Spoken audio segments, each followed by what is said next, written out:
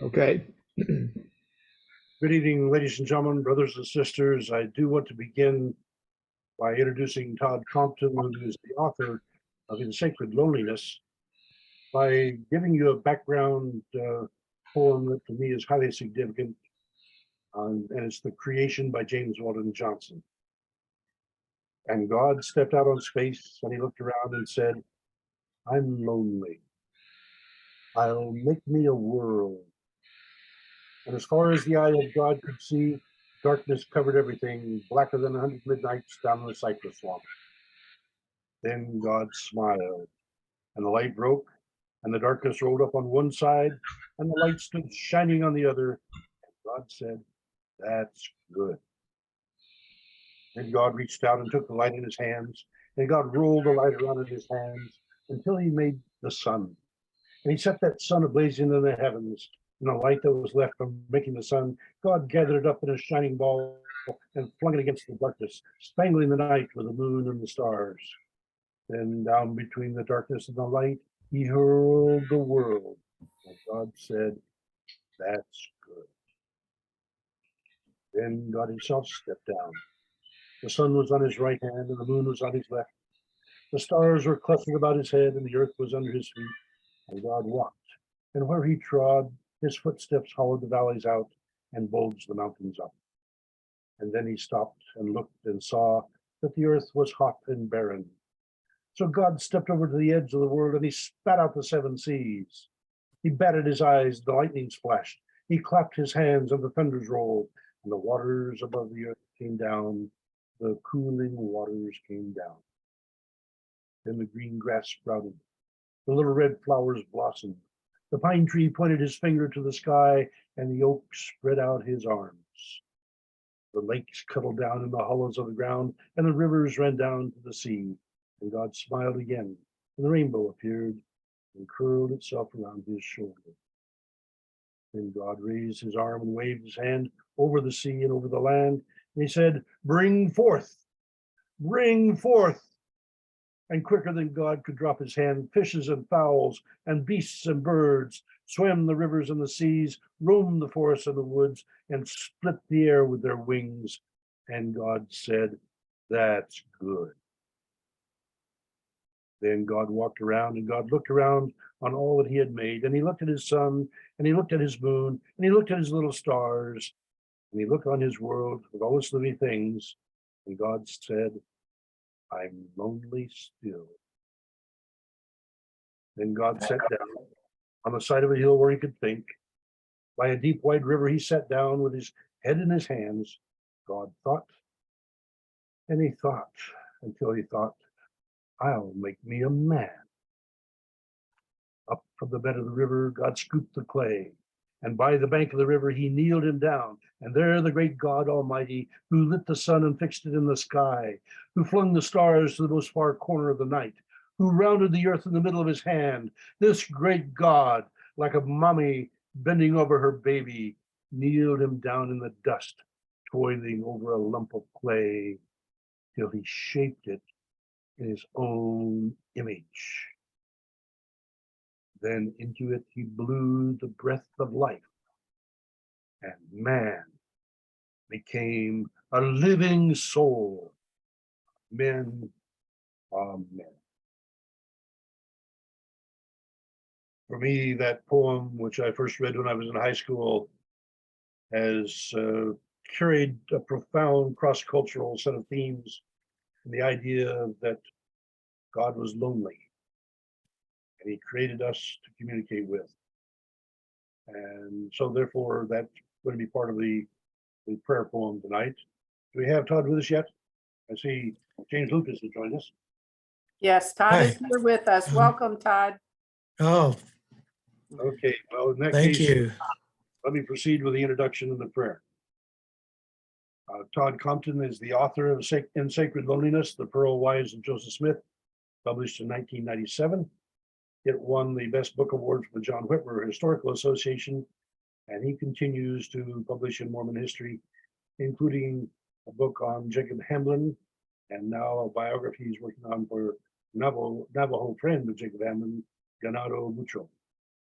He has spent a good deal of time in the Community of Christ Library, and therefore I'm sure there's a claim with Rachel Kilgrew, one of the Pearl wives of Joseph Smith, ended up as an RLDS and was living on the Kansas side near Independence.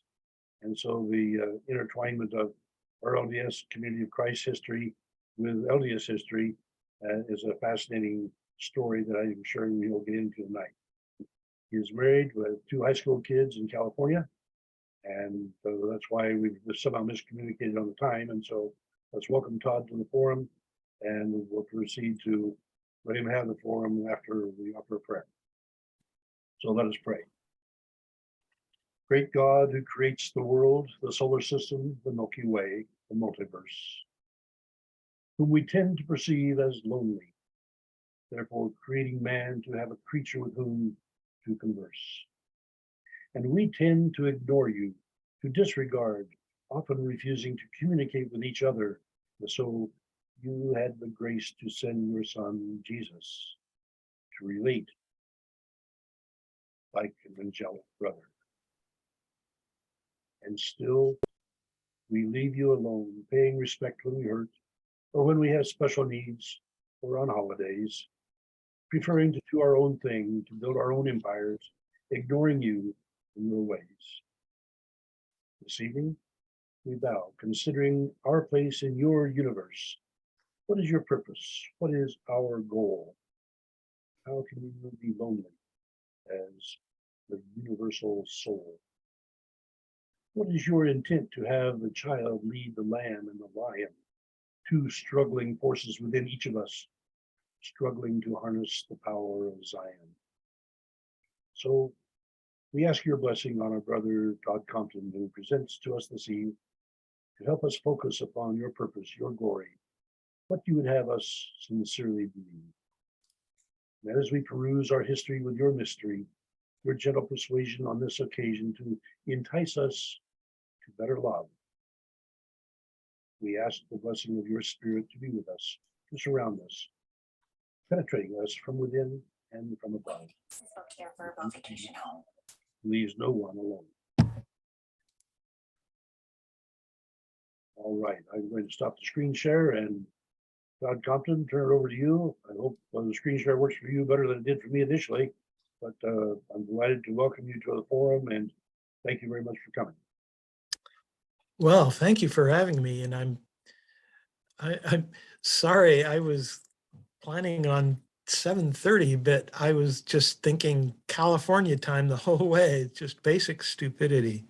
But I'm glad we were able to make this contact. And boy, I'm glad to see my friend Bill Shepard here. Hi, Bill.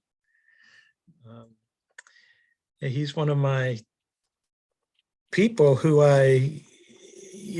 when I first wrote In Sacred Loneliness, when I first was doing the research for it, every library I went to was an adventure. I had no idea what to expect. And I really wanted to come to the Community of Christ library, and partially because I knew that this one woman, who I'll talk about at some point, ended up RLDS.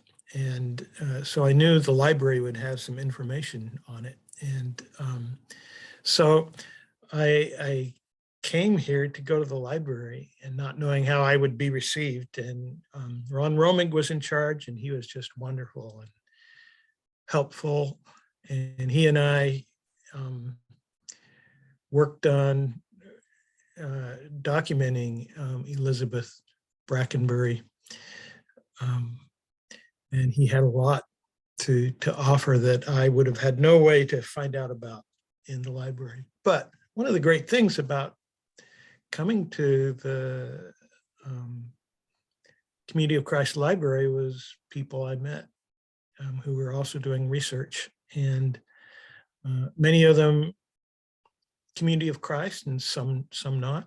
And of course, this led me eventually to going to John Whitmer Association meetings, and then I met a lot of people. And where did I meet you, Bill? At a at a John Whitmer meeting? Oh, You're muted. you're muted, Bill. Whatever you said, we couldn't hear it because you were muted. There we go. We were researching in the archives, and remember, Okay. a few of us went down, drove us downtown Kansas City to the aquarium. Okay. I don't remember the details of that, but so you were researching there too. Okay, great. Now, Paul, did I could talk about some of these connections between my research in Sacred Loneliness and Community of Christ. Is that what you kind of had in mind? Yes, I would presume that if you'd like to just simply open up a conversation, that's fine. If you happen to have slides prepared to share a PowerPoint, anything like that, those are welcome also. But the floor is yours to share with us, and we would like for you to open up for questions and answers after you've had a chance to share your basic message. Yeah, sure. Okay. Tell you what, let me, I'm going to go, I can hear better if I have earphones on. Let me just run in the other room and get my earphones, and I'll be right back. Okay.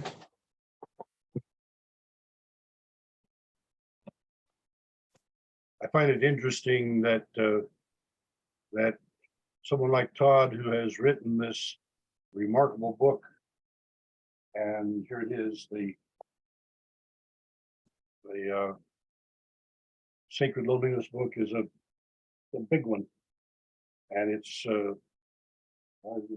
story that I did not agree with in the fundamental elements, and yet in the Book of Mormon Perspectives Forum, because we do have a commonality of Book of Mormon belief. Then when I ran into Todd and found that he was amicable to come and share, then I was happy to invite him. We are reaching a little farther afield from some of the traditional Book of Mormon presentations, but every time there's a tie, I'm intrigued. I've invited Dennis Romig to give a couple of presentations, and I'm rather in hopes we'll get those. He is a modern psychologist, but has some very interesting ties back to the Book of Mormon in his research and study.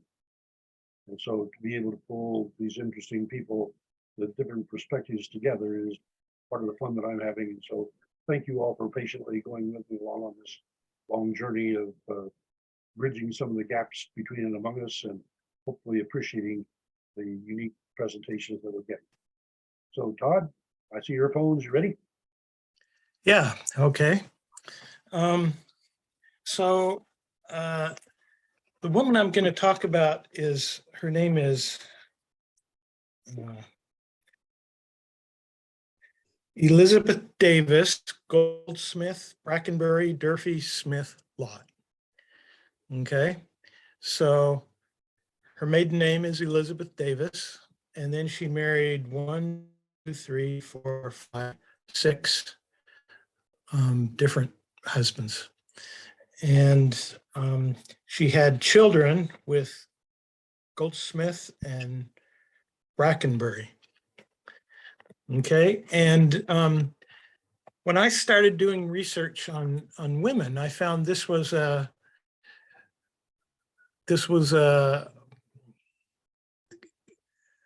challenge, that women often were married 2 or 3 different times.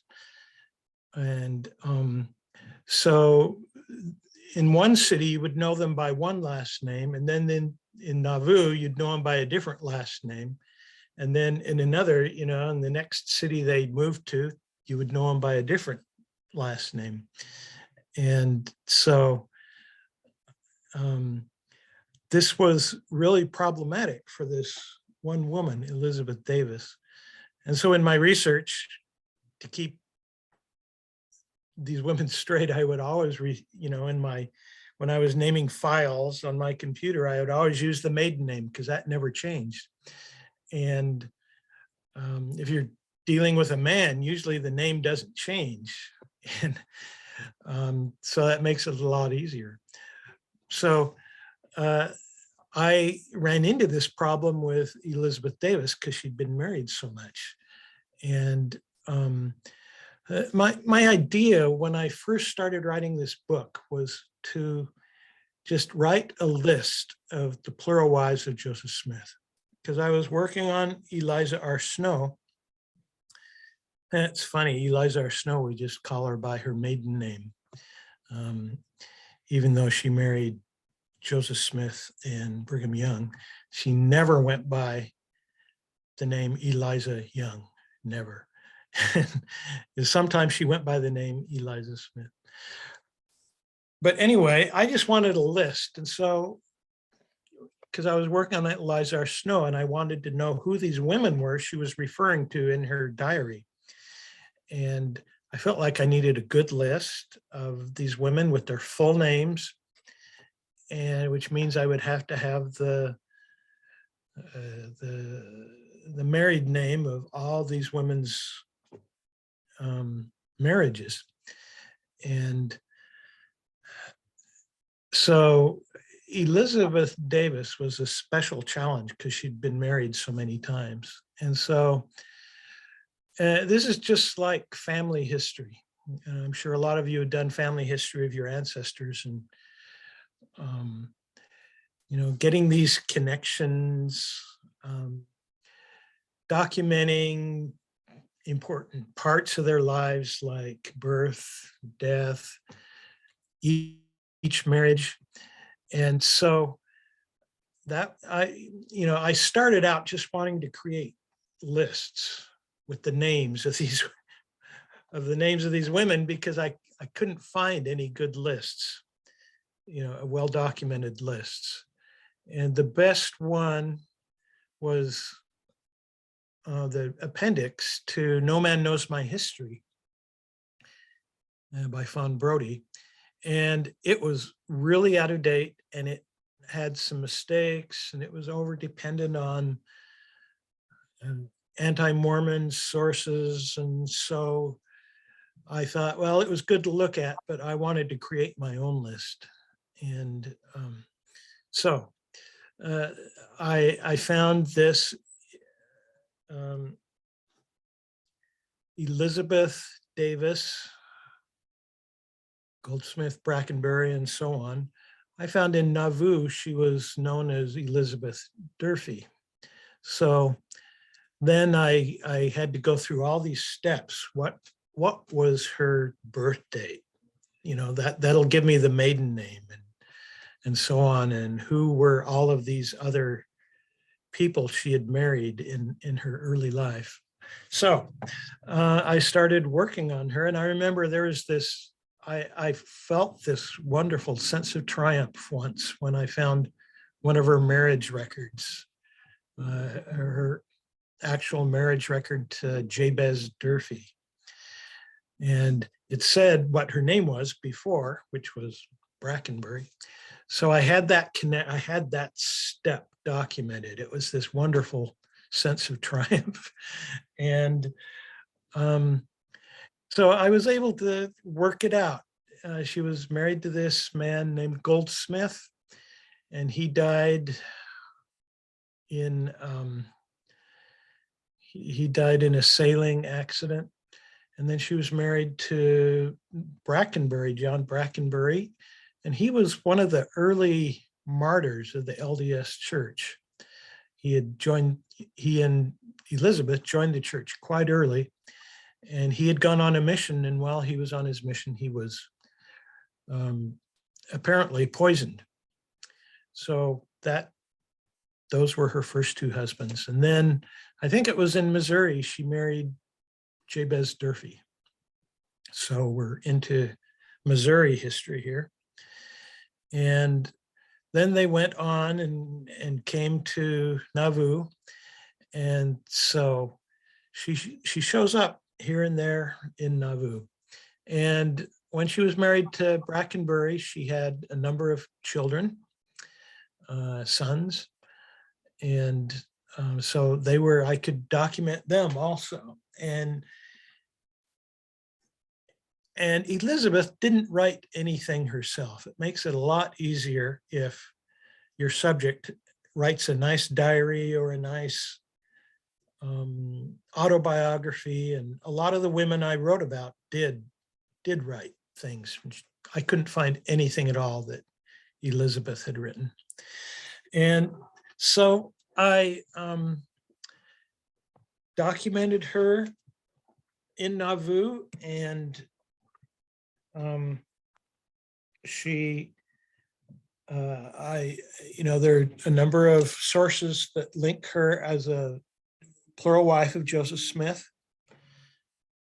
And then she had a proxy marriage to Cornelius Lott after Joseph Smith died. And that never, it doesn't seem like she ever started to live with Cornelius Lott, and she didn't come west with Cornelius Lott. And so I didn't know what happened to her. Did she die? I couldn't document her after Nauvoo. Did she die? Did she marry someone else? And so there was another name change. And so this was one of my big problems.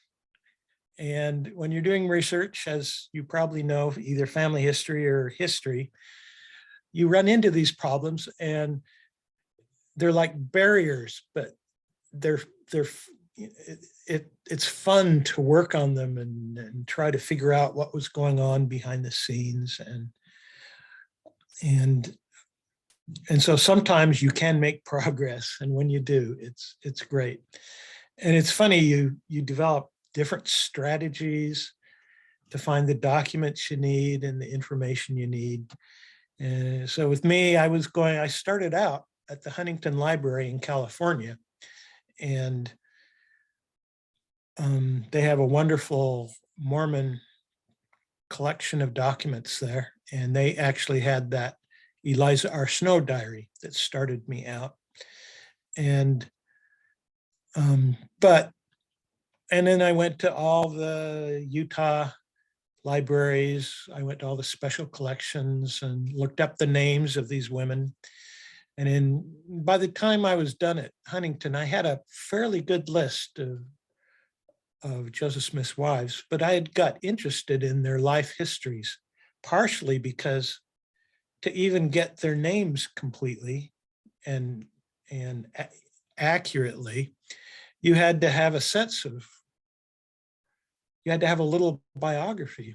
And so I was doing these little biographies, and then I got interested in these women and started reading some of their diaries, and they were wonderful diaries. And then I was writing longer biographies of these women. And then at one point I thought, gee, could this make a book? And so that was kind of the beginning of my book. But another thing you can do is, aside from going to libraries, is it's just like family history. You talk to people who might be related to this woman, and you talk to people who are doing research in the same area you are, and so they can be very helpful. And at the same time, you get friends, you meet people. It's kind of a nice part of the history occupation. Sometimes we're very lonely, but we develop friends when we're doing this research also. And so I hit this barrier with Elizabeth Davis, Goldsmith, Brackenbury, Durfee, Smith, Lott. I couldn't document her after Nauvoo at all. And so I kept looking at all the different libraries I went to see if there's anything about Elizabeth Durfee, or to see if she ever used the name Elizabeth Lott, which I don't think she did. I think that was one of the plural marriages in late Nauvoo that never really, there was no real connection there. You know, there was a marriage ceremony, but then there was no connection after that. And often the marriage fell apart because one person went to Utah and the other person was kind of left behind. And a lot of different things happened when the Utah church separated and went to Utah. So I remember I was in the middle of my research, but I'd gone to a lot of places in Utah and had never got any documentation on Elizabeth Davis after Utah, and I'm after Nauvoo. And one day I thought, you know, maybe she came to Utah and maybe some of her Brackenbury family came with her to Utah. And so maybe there's some descendants here in Utah who could tell me, you know, give me a death date. I didn't have a death date on Elizabeth. And I thought Brackenbury's kind of a rare name, so I might just be able to call some people and see if I could make any connections and find out more about Elizabeth. So I called up, I was working in, I went to UCLA. I'm from Utah, Provo, Utah. My dad taught at BYU. And then I went down to UCLA and I got my doctorate at UCLA in classics, ancient Greek and Latin. And then I've stayed in California ever since. But so I was in my little apartment in Santa Monica, California, and sitting at my computer and working on this project, this Plural Wives of Joseph Smith project. And I thought, maybe if I called Utah, what do you call it when you ask for numbers, telephone numbers, and just see if they had anyone in Utah named Brackenbury. So I called up Utah and talked to one of the phone people there. And I said, oh, I'm looking for anyone named Brackenbury. Do you have anyone named Brackenbury in Utah? And so they looked through all of the towns in Utah and they said, well, yeah, we do.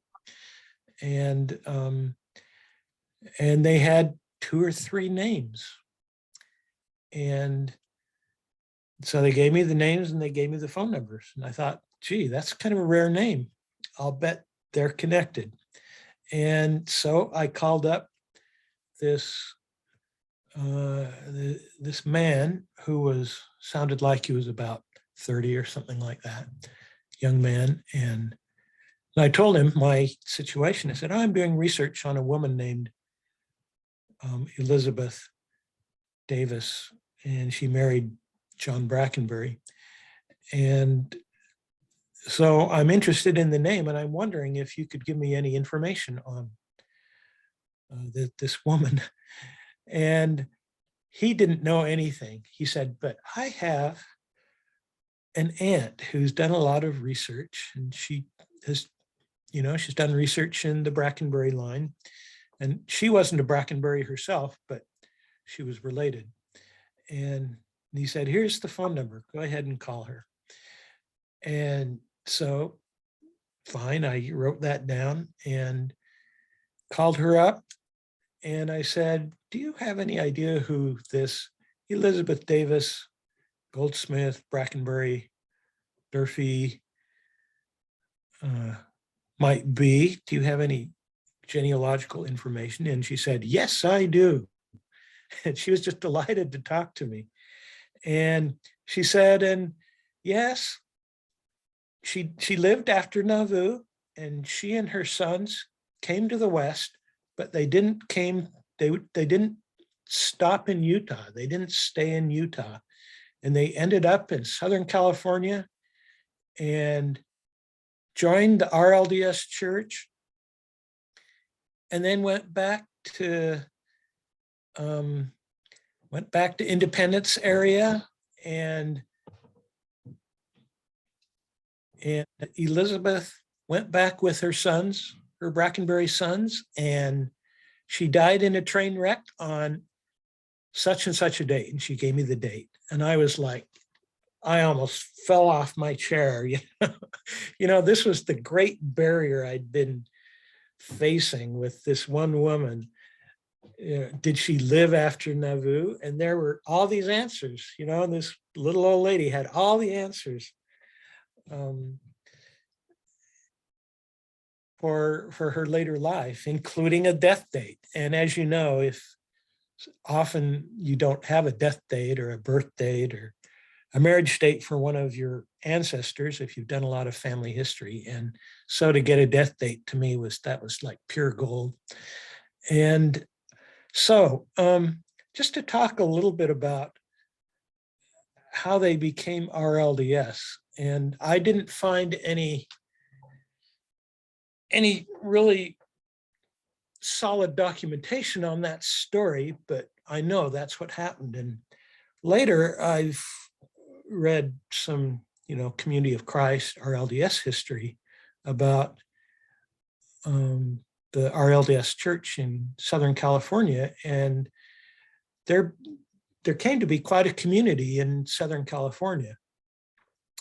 And Ron Romig wrote a really nice article on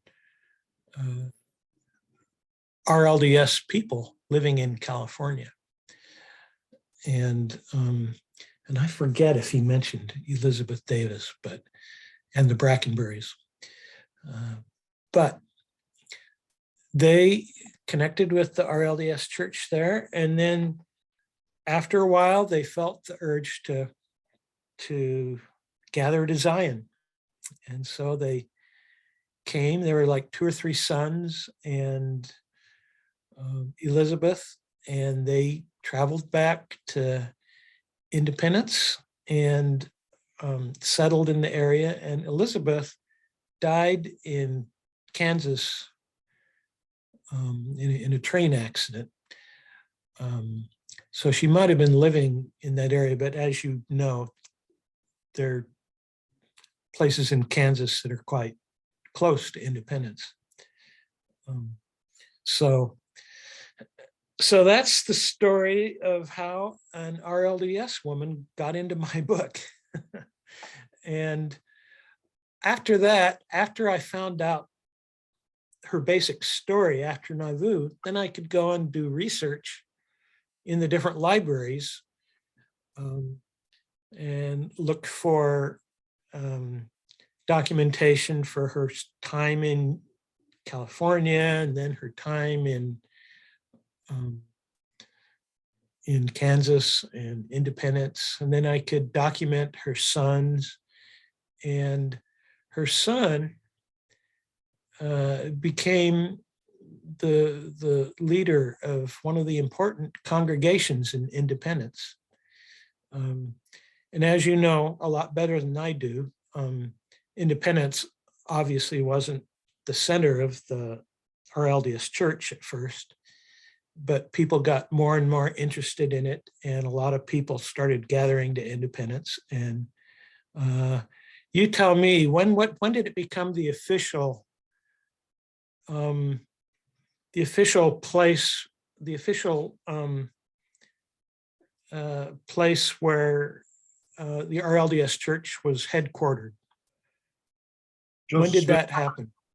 Joseph Smith III moved there, I believe, in 1906.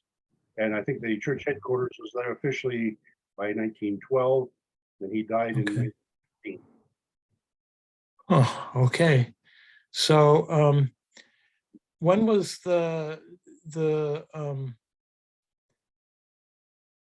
what year was the what do you call it? I'm so ignorant. I'm sorry. The building where you have your meetings. The stone church was built very early, and last week I was in the stone church, and the pictures of the pastors are on the wall along the stairwell. And so I saw the picture of Brother Brackenbury near the beginning of that list. And I saw a few Right. others to recognize as well, but I didn't anticipate talking about him this evening, and so I didn't get the dates when he was the pastor at Stone Church. But nonetheless, there is the interesting connection that Elizabeth's son became the pastor of the Stone Church in Independence. Yes. And if I remember right, he was the first one. I think that might be. I do remember he's right close to the beginning of that sequence, and I don't remember what the dates were. Uh-huh. I have a picture of the Stone Church under construction, and so my guess is that he probably was involved in that construction as well. Uh-huh. And Okay. maybe someone else knows what that date was and can tell us here in a moment.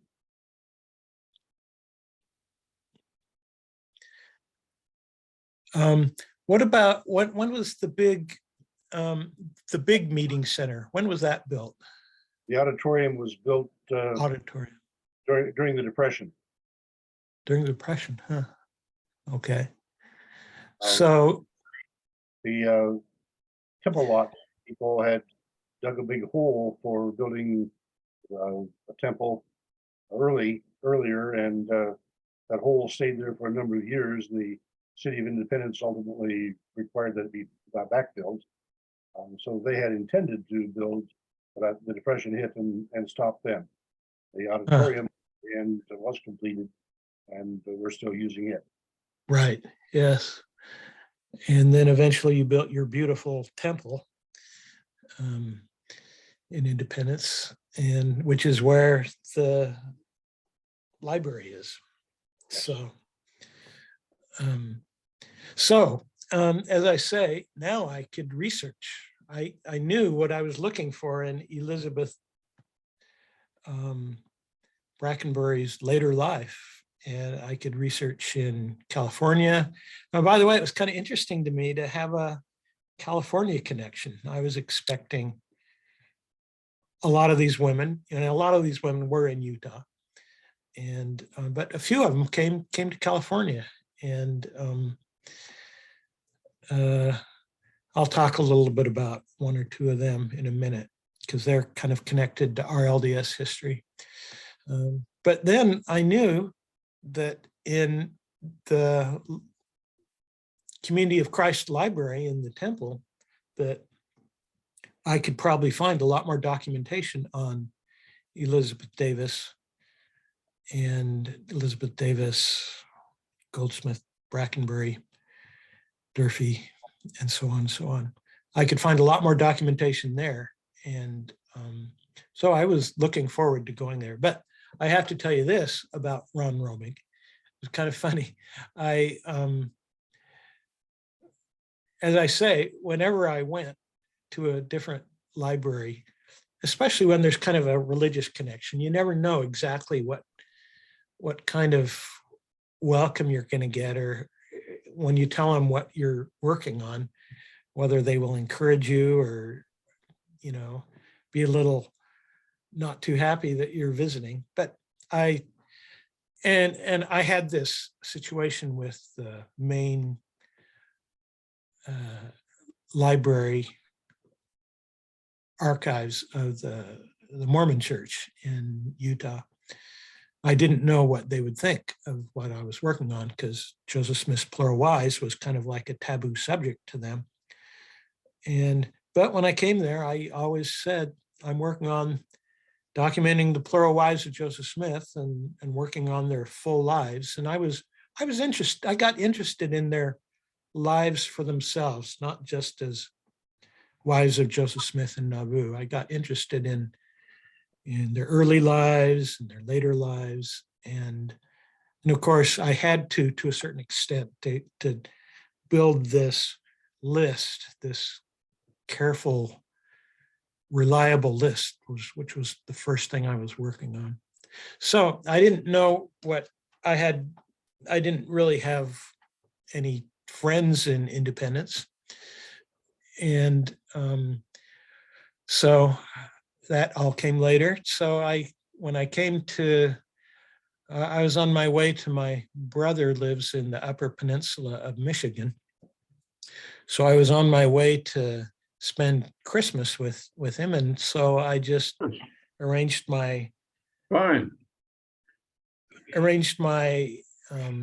flights so I could stop and spend some time in Independence.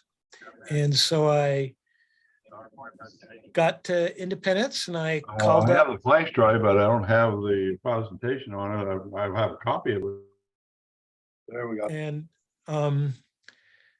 I called up the library and they put me through to Ron Romig, and I told him I was coming, and we talked about what my interests were. And I said, the plural wives of Joseph Smith. And he said, oh, I don't think you'd find anything on that here. And so I said, well, I there's some specific things I want to focus on that it might help. And I don't think I told him the whole story of Elizabeth yet, but so, but he was very friendly. And so I came to the Community of Christ Archives and told him the whole story of Elizabeth Davis Brackenbury, and it told him a little more about the story of her children, her Brackenbury sons. And so he was just very helpful, and he gave me a lot. And I knew what I was looking for at this point. And so I knew we might be able to go to church records and of the Community of Christ and so on. And there were a few other things I was looking for too. And so anyway, I had a wonderful time and met people like Bill Shepard. And at some point I met someone who you know really well, Michael Riggs. You know him, don't you, Paul? And I was just reading someplace that you and he do some archaeological things together, right? Our book on the Hans Mill investigation is in the hands of John Whitmer. We're anticipating its publication clearly this summer. We anticipated it by now, but it's in the hands of Reed Russell for final preparation and approval. So we should have it out within a month or so. Oh, great, great. And then the Charles C. Rich House is also one we corroborated on, and so yes, we've had numerous archaeological historical experiences together. Great. He's got a. He came to I'm Nauvoo. I'm a Facebook friend with Michael, and I'm pretty liberal, and boy, he was really when it came time for the Bernie Sanders, when he ran for president, he was very, very supportive of Bernie Sanders, and I was kind of more realistic, I felt, but so we had a little. It was kind of interesting to have someone more liberal than me. So, I think but he's a great guy. I think it was 1978 that he came to Nauvoo as a college student, and I handed a trowel to him, and he found a key at the Mansion House. And I think that key has inspired his historical work. I'll let him speak for himself on the matter, but particularly since he's here tonight. But I claim some responsibility. Oh, is that you? Is that you, Michael? Yeah, that's me. Oh, Actually, Todd, we go back even further. You and I used to attend the Miller Eccles study group. Were And, you at the Miller Eccles study oh my group? gosh, yeah, I used to go to those all the time, and I used to see you there. So you think back of the people that spoke to that group. Now, Armin Moss and Linda, Oh, it was great. Yeah. Val and Linda, and just an And, amazing opportunity. Lowell Benyon, Oh, and I'm trying to remember his name. one of your great RLDS historians. We had Paul Edwards was there, had Paul spoken. Edwards. I remember him very well. Just Yeah. passed. This is the Miller Eccles group is a Right. group, and they would invite Mormon history type people to come in and talk, and Yeah. they would talk and answer questions, and it was a great education for me. Yeah, I wasn't interested in, I mean, I was interested in Mormon history because it was part of my heritage, but I wasn't doing any research on it. What Mm. were you doing in Southern California, Michael? Oh, I grew up there. Oh, okay. Yeah. I was a convert to the LDS church and then left in 1993 after they started excommunicating people I knew like Quinn and, Yeah.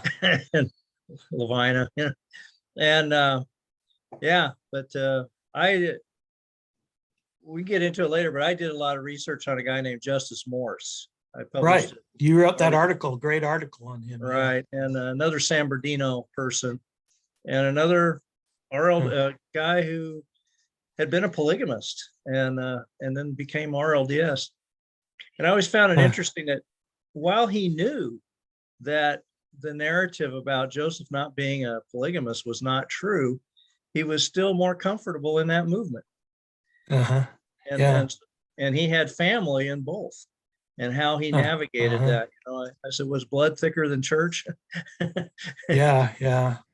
Oh, yeah. It's It's fascinating sociological, you know. the how our churches have had a relationship with each other through the years. It's just a really fascinating. They're cousins, you know, they're Yeah, literally yeah. cousins. And, Yeah.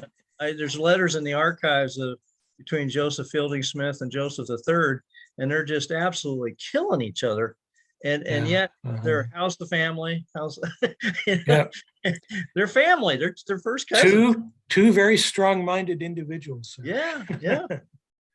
But they cared about each other. Yeah. Well, let me, let's see.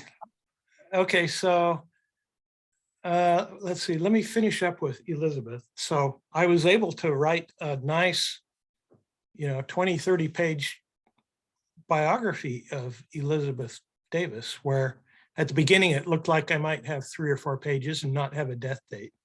So that was my introduction to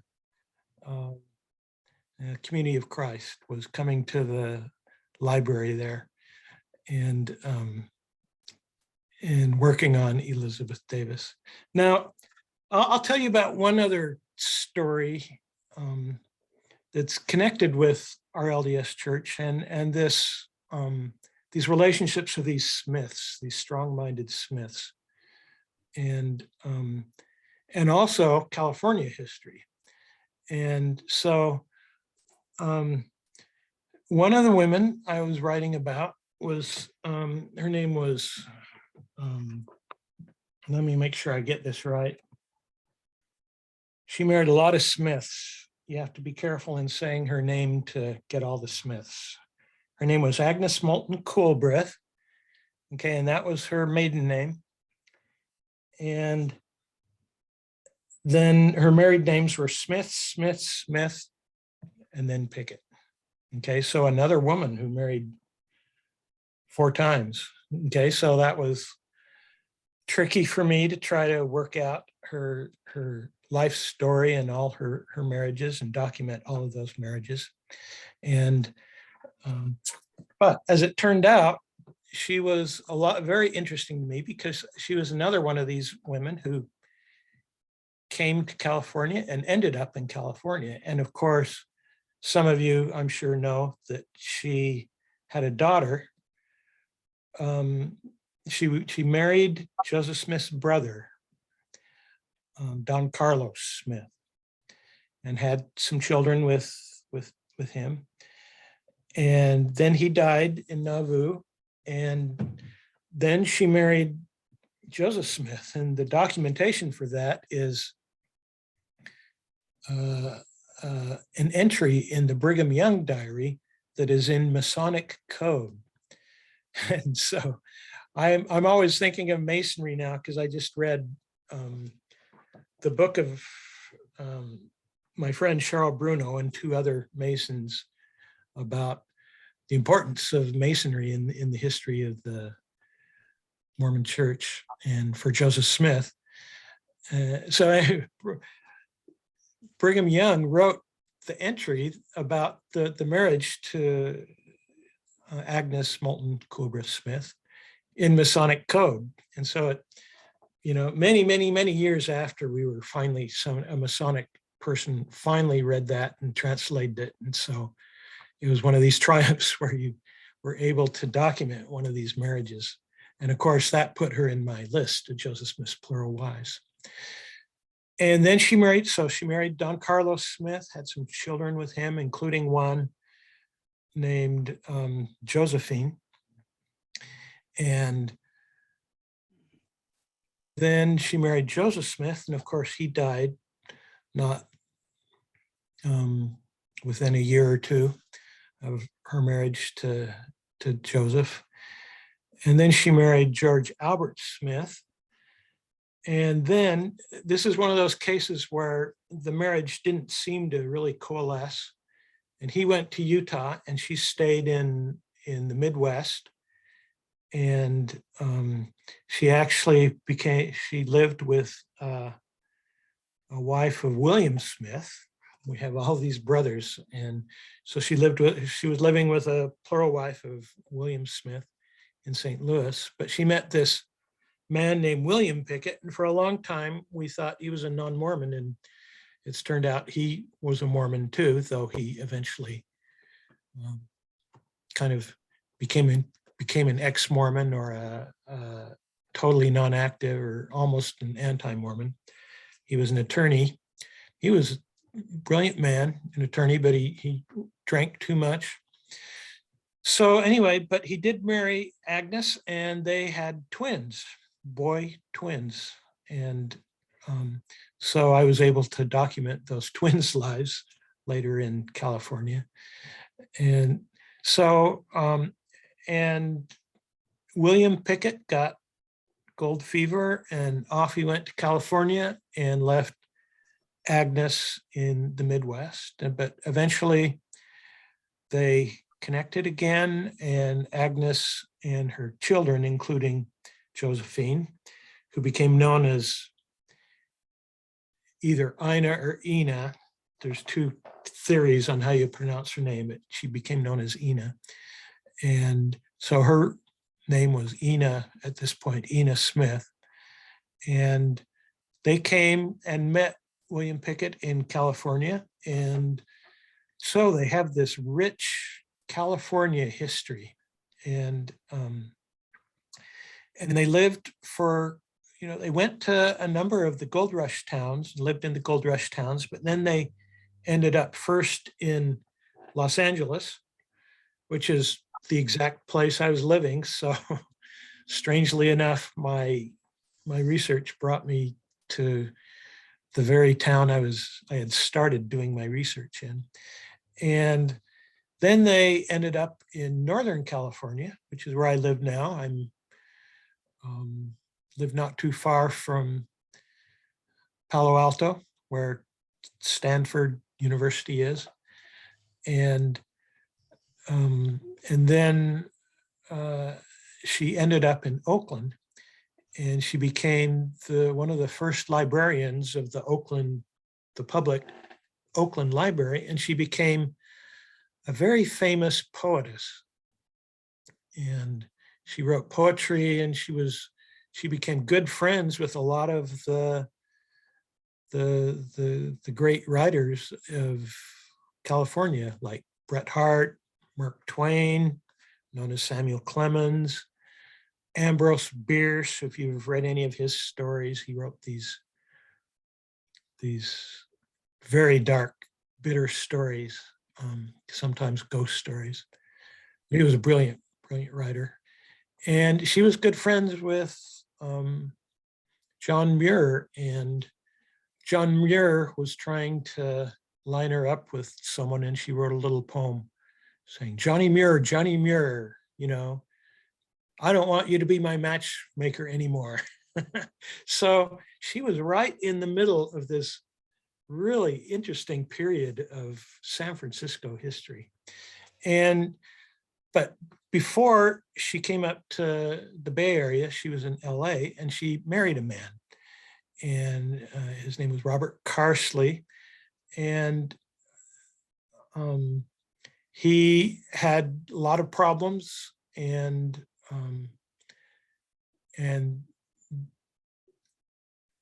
he ended up, he kind of had this pathological jealousy of Ina, who I think was very attractive from the pictures we have of her. And he had the pathological jealousy of her and threatened her life. And her stepfather, William Pickett, kind of had a gun battle with Carsley. And so Ina separated from Carsley. And so at this point, her real name was Josephine Smith Carsley. And then she separated, divorced Carsley, and went up to Northern California, and she never remarried. But she became famous, and she was known as the poet laureate, the first poet laureate of California. And she had stories of coming to California. But before she went to California, she and her mother stopped in Utah, met their friends, and she was in the Smith family. Obviously, her first husband was Don Carlos Smith, and so she was a cousin of she was a full cousin of Joseph Smith III, full cousin of what's his name? His name is Michael just mentioned him, who became prophet of the church, Joseph F. Smith. She was a full cousin of Joseph F. Smith. And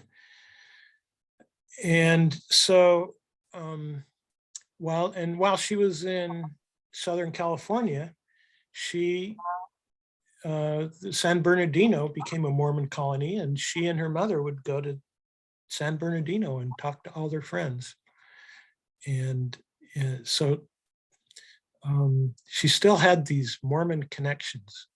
But after she became famous, she kind of didn't want to talk about her Mormon past.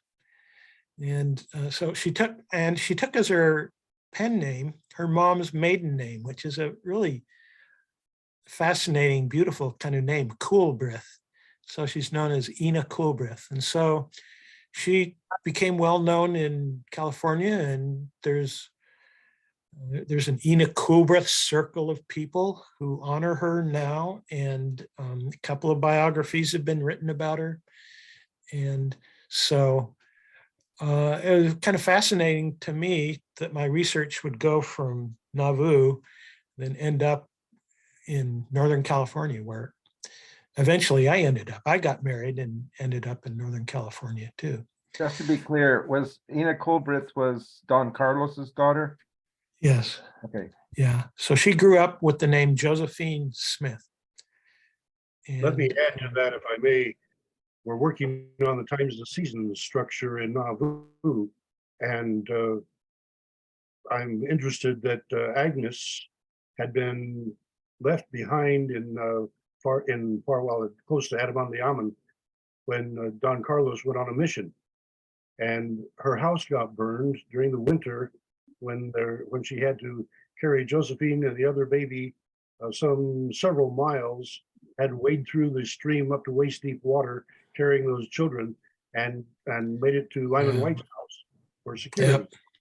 And to have her then living in the Times of Seasons building means that the beautiful red transfer print that we found last summer, verifying that it was a domicile as well as being the printing office, probably belonged to Agnes. Yeah, and Don Carlos was the printer for a while, Yes. Wasn't he? So that's why he and Agnes lived in the building that we're excavating. Right. And I'm looking for volunteers to come dig with me starting next week. Oh, great. Well, that's fascinating. take some pictures and send them to me. I'm interested in that building. Come pick with me. Oh, that would be fun. That would be great fun. Um, It'll be So- it'll be a future edition in the John Whitmer archaeology series that Uh-huh. Paul contribute. But Paul will eventually write that one up too. So there'll be lots of Great. pictures, trust me. Great. Okay. So one other thing I ought to mention is that because she was a full Smith cousin, Ina, when she was living in Southern California, she had connections with these Smiths, and Joseph F. Smith went on a long mission to Hawaii. And the way you get to Hawaii, of course, is you go all the way to Southern California to Los Angeles, and then you take the boat from there. I guess you could have gone to San Francisco too, but he went down, I think probably because San Bernardino was there. And so Ina was his full cousin, and they were good friends. And there's even kind of a hint there was some romantic interest in Joseph F.'s part, though they never did get to the point of actually being engaged or married or anything like that. But we have letters that she wrote when she was living in LA, and she would write them to Joseph F. Smith in Hawaii. And they kept writing through the rest of their lives. And so we have this fascinating correspondence between Ina and Joseph F. And one of the issues is he was such a very solid, devout Mormon, and a Utah Mormon, solid, devout Utah Mormon. And at some point, she developed kind of an antagonism to polygamy. And I don't know if her mother told her the whole story of her experience with polygamy. But they were good friends, and they continued writing throughout their lives. And so we have these letters that she wrote when she was like 16 years old, that she wrote to Joseph F. And they're just wonderful letters because they show her as this 16-year-old girl, and using slang and talking to Joseph F. like he's just another person, and joking with him. And he wasn't this renowned church leader at that point, obviously. And so let me show you this is In Sacred Loneliness, which came out in 1997. And just recently, I ended up writing this other book, kind of editing it. And it deals with these same plural wives, but it collects things that they had written. And so diaries, letters, autobiographies. And so it's a wonderful resource if you're doing research. And if you're doing research in Nauvoo or Utah, Missouri, all of these women, most of these women had strong Missouri histories. And one, Paul and Michael, Lucy Walker, Smith Kimball, only married 2 men. They came from up north around Kirtland. They came to Missouri, and they came right close to Hans Mill, and her father, John Walker, went to see what was happening, see what was going on at Hans Mill. So he was kind of a witness of the aftermath of the Hans Mill massacre. And so that's the Hans Mill section in my book.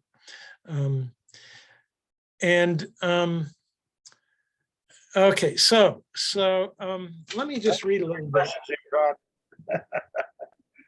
Let me just read a little bit from one of those letters by Ina Coolbrith.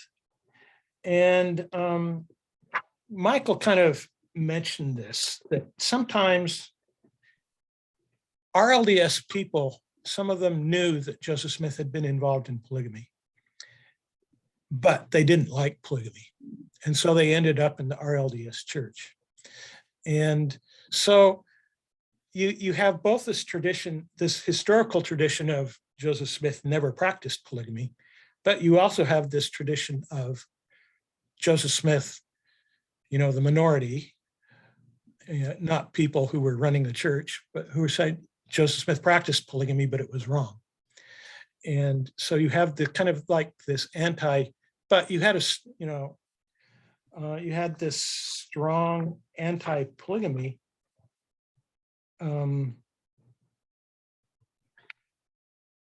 tradition in the Community of Christ, our LDS church. And even if I think it was historically wrong, and we can get into this in more detail later, I think it was a really good for you that you had this sense that there were serious problems with polygamy.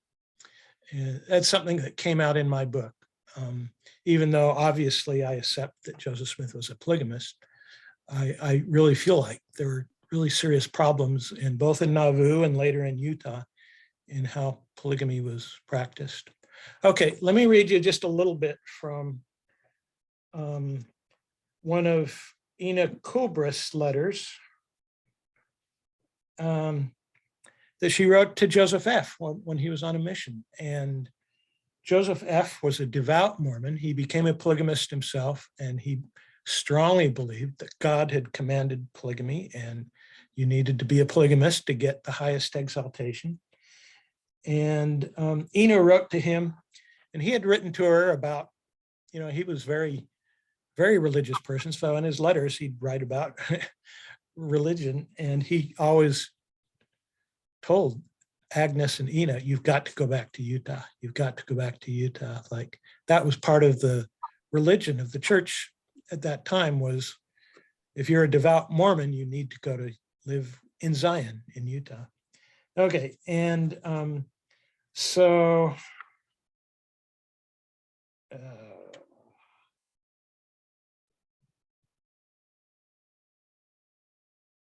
she doesn't write these letters like, Dear Mr.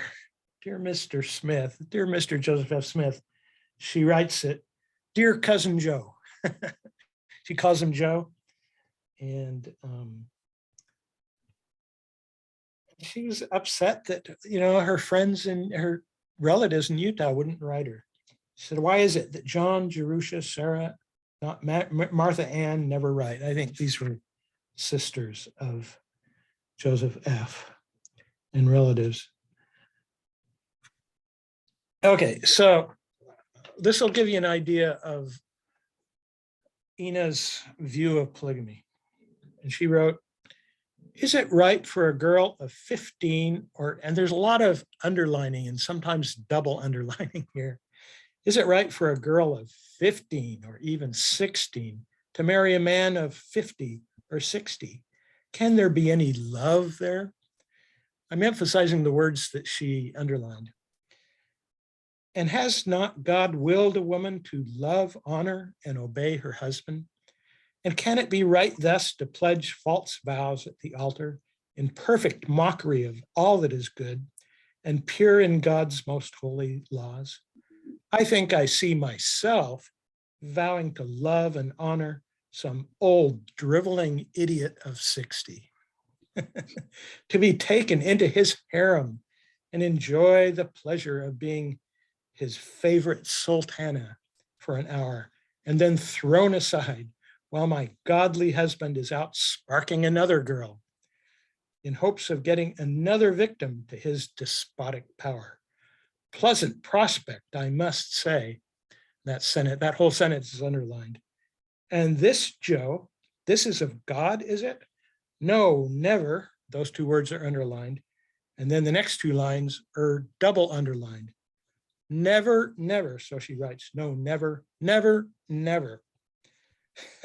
You may preach, you may talk to me from now to eternity, but you never will make me believe that polygamy is true.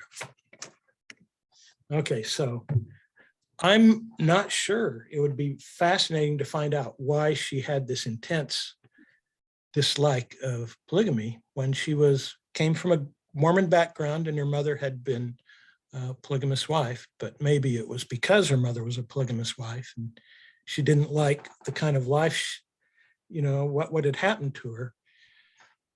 Who knows? Because I don't believe she ever wrote about it. And and you can tell from her writing there, she's only 16, but you can tell how articulate she is and what a fine writer she is already. And her mother would write little letters beside Ina's and send them on to Hawaii to cousin Joe or nephew Joe in Hawaii. And Agnes writes like a typical uneducated Mormon, doesn't spell well, not very grammatical, but I love that kind of writing.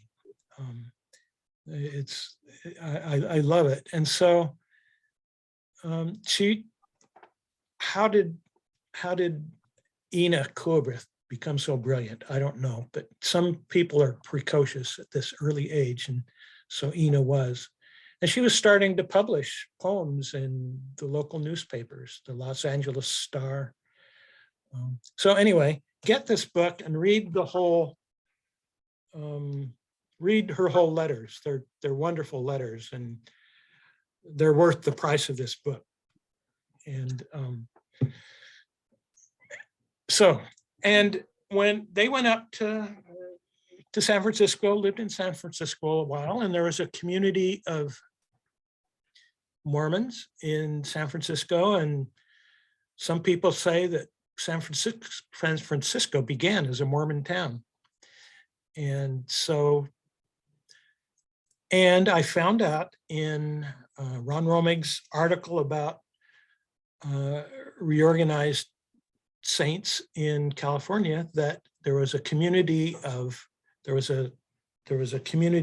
RLDS people there, and sometimes Agnes would attend. And so she has this connection with the RLDS church in the San Francisco area. And I think that will give you a little introduction both to the book and to some of the RLDS saints I wrote about, women I wrote about. And so I guess I would be happy to open it up to questions.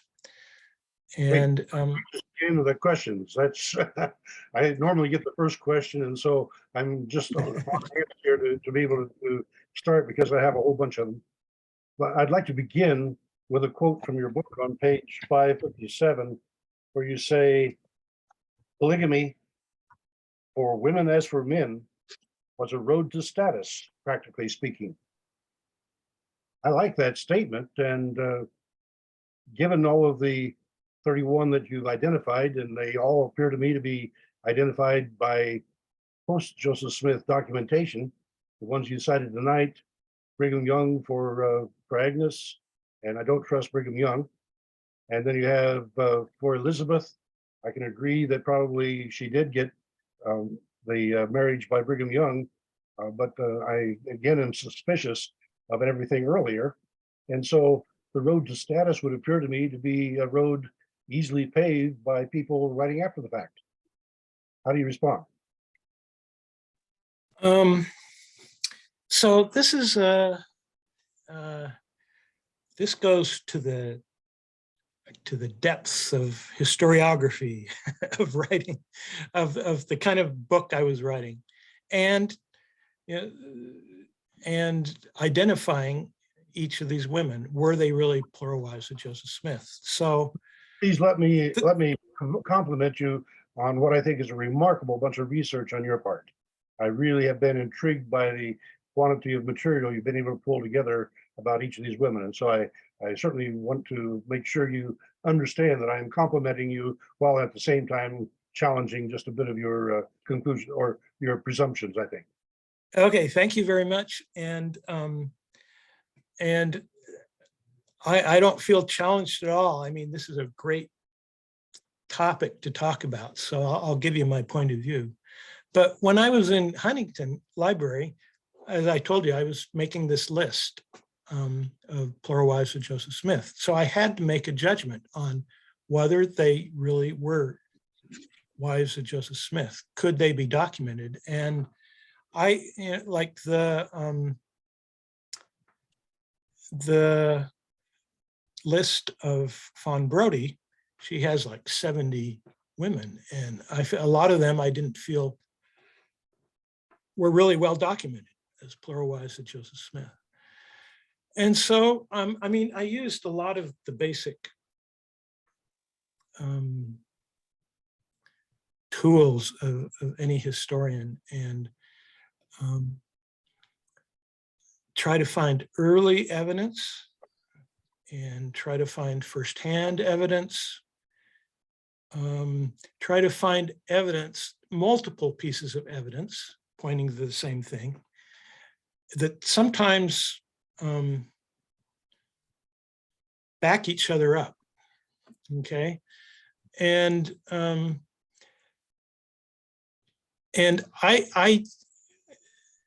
one thing that has happened, and there's a long tradition in the RLDS Church and elsewhere, in which people have said Joseph Smith was not a polygamist. And one thing they do is they've said, I require only contemporary evidence, and any other evidence I will not accept. Now, in one way, there's some truth in what they say, but in another way, I think it's wrong to reject later evidence. So in other words, if I find a diary, and by the way, remember I was documenting 32 different women, and so I had different problems and different issues with each one of these women. So, but if I find a diary of one of these women, it's time for rejoicing, dancing in the archives, and a diary tells you so much. It gives you shows you where they were living and some of their points of view and who their friends were. And if that period of the diary covers an important event like a marriage or the birth of a child, it's just a wonderful document. So I love, obviously, diaries. If you can get a diary for your subject, it's wonderful. But For how many of the 32 did you find diaries? But not everyone wrote diaries. And sometimes they wrote diaries of one period of their life and not of other periods of their lives. And so Elizabeth, as I mentioned, Elizabeth didn't write anything. I didn't have a shred of a document that she actually wrote. And so we have early on, Nancy Kroll was on, and she attended the Fanning congregation where Elizabeth attended. Nancy's grandparents, I believe, were founders of that congregation. And so we have on this side some rather fascinating historical evidence that I think would be of value to you. I would raise that. Maybe Nancy is still available. If she is, I'd like for her to have a chance to speak to that. But because the Fanning congregation was the one she grew up in, then there's interesting historical tie across there.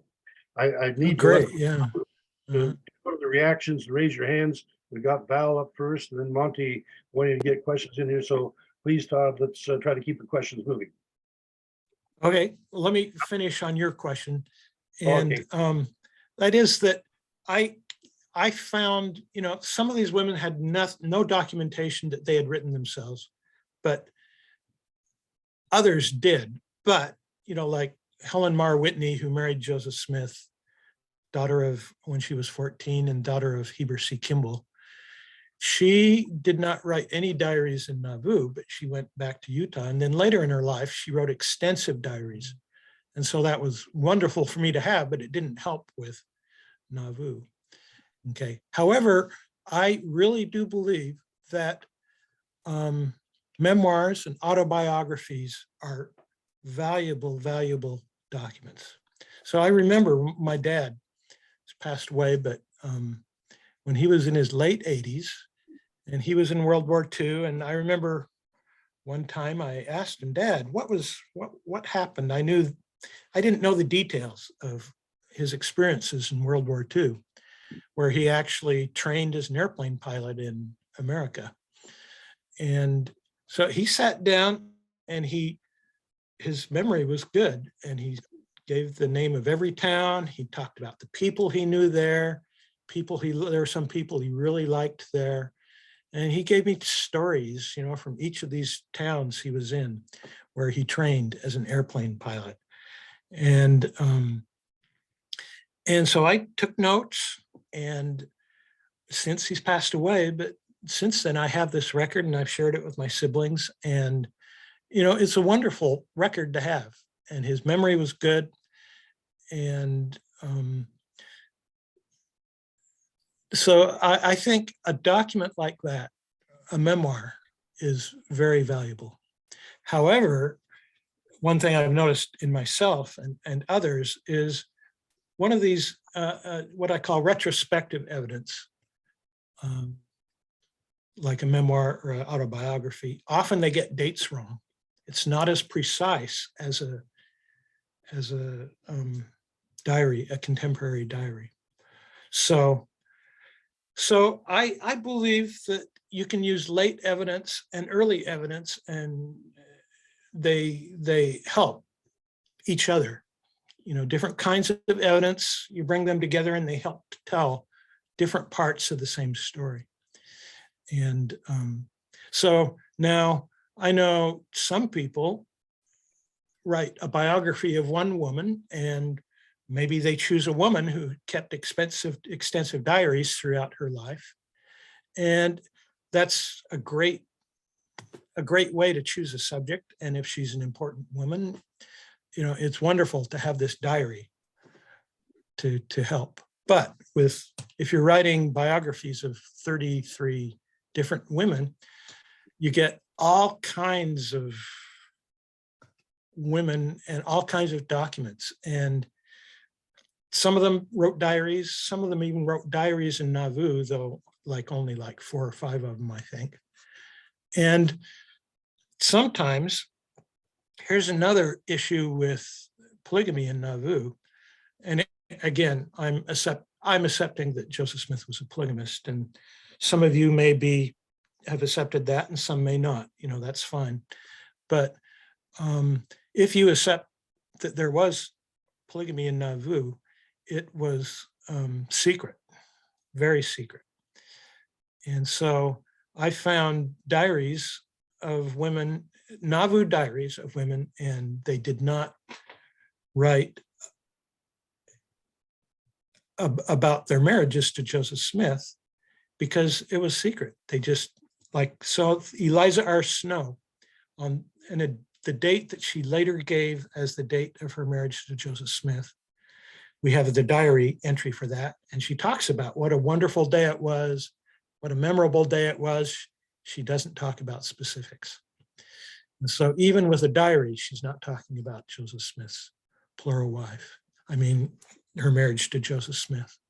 So that's an issue. That's a challenge with Joseph Smith's polygamy. But I believe if you use all the evidence and bring it together, and that you can document that Joseph Smith married these women. But different scholars have different points of view. One person will have a different list than I will have. Brian Hales has more women in his list than I have, and Mike Quinn has more list in his list of Joseph Smith's plural wives than I have. So historians disagree, but these are women I felt I could document quite well that convinced me that they were plural wives of Joseph Smith, but different people can have different points of view on specifics, and even, I know that there are still people who believe Joseph Smith wasn't a polygamist. So Let's yield to Deb to act as moderator and keep the queue lined up for people to speak. I think Val Larson is first. Okay. okay. Thanks. Go ahead, Val. Okay, a quick question just for the whole group. I'm wondering if how many of you Community of Christ folks actually believe Joseph practiced polygamy. So those of you who I can see, if you'd raise your hand if you believe he practiced polygamy. Okay, so I'm only seeing like 2 hands raised. So most of you don't actually think he practiced polygamy. Okay, so for Todd, a question for you. I'm sure you've got this question before multiple times, but I've never heard you address it.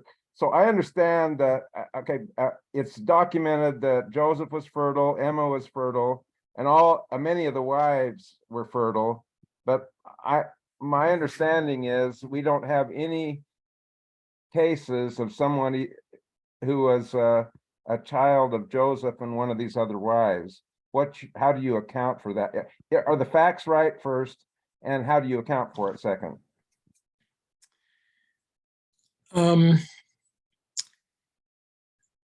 Well,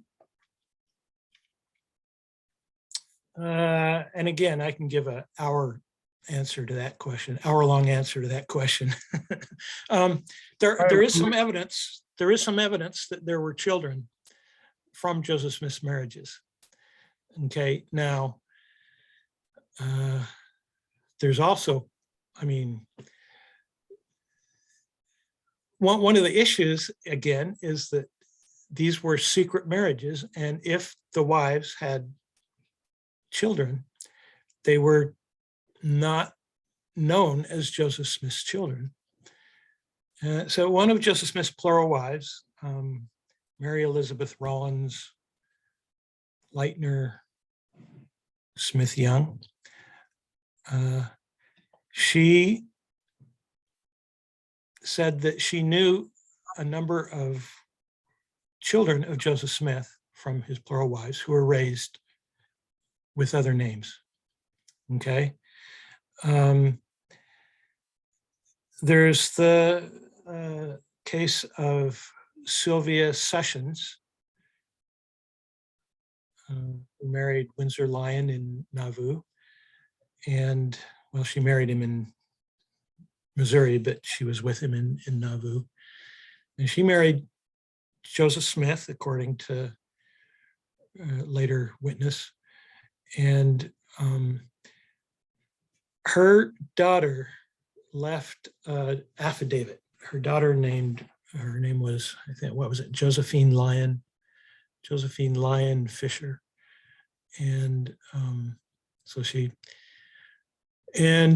said on her mother's deathbed, Sylvia Sessions' deathbed, she told Josephine that she was the daughter of Joseph Smith.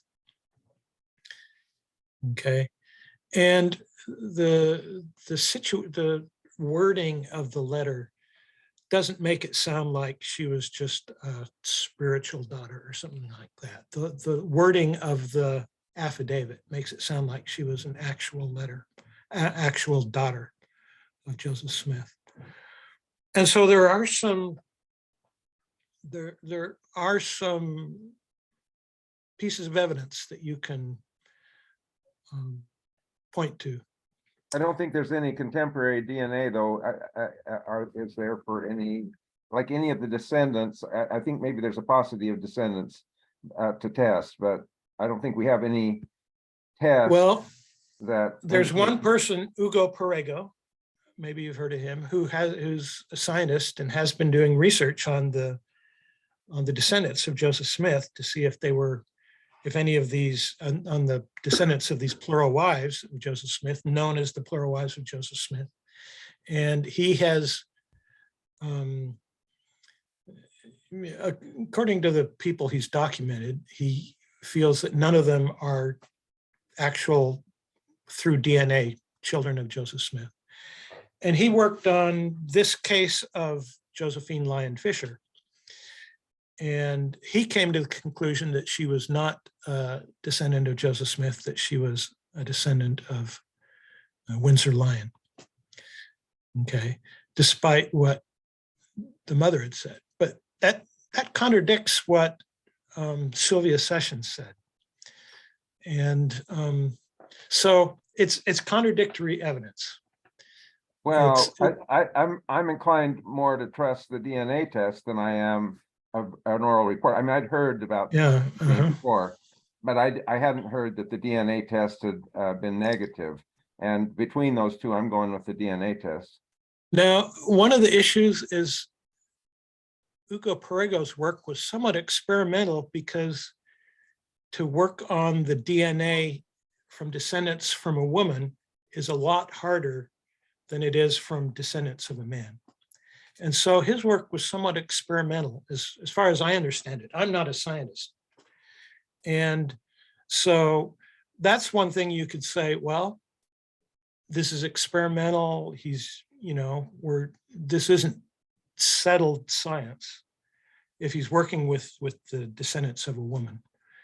And so I haven't met him except through Facebook, and he's very conservative. He works in the church educational system in Italy, I believe. I think he's from Italy. And people have told me that he's tried to do his work with descendants of Joseph Smith in such a way that it will hold up. But I'm not enough of a scientist to know how to evaluate it. I know for a historian, you go look at his evidence. You can look at his evidence, and if he cites a diary, you go to the diary and see if it says what the historian says he thinks it is. I'm not enough of a scientist to know how to look at his evidence and evaluate it. Okay, I'll yield to Monty to move things along then. Okay, go ahead, Monty. Okay, Unmute. I've touched on this before, but I was at a wedding reception in Stone Church, and down in the fellowship hall, we were all sitting there eating. Somebody had started this question around the table: do you believe in the Book of Mormon? Do you believe that Joseph Smith was really a prophet? And I started off with, I absolutely believe in the validity of the scriptural integrity of the Book of Mormon. However, Joseph Smith was a human being. He was given a specific task by God, which he completed very well. But after that, sometimes things went afield. He didn't exactly stick with the program the way the Lord had it thought out in the first place. He went a little bit loopy towards the end of his life. And, a lot of prophets have that problem, that we've read about. So my belief a lot of people try to deify him, and I certainly don't do that. I said that while I believe in the validity of the Book of Mormon, I don't profess to know what the truth is with regards to Joseph Smith and the latter part of his life, because frankly, I take that all with a bit of salt. And the guy across the table from me said, "I couldn't agree more," and that was the current prophet and seer of the church, Joseph or Wally B. Smith. Yeah, that's fascinating. And again, as I say, I believe that in the early LDS church, there were members who believed that Joseph Smith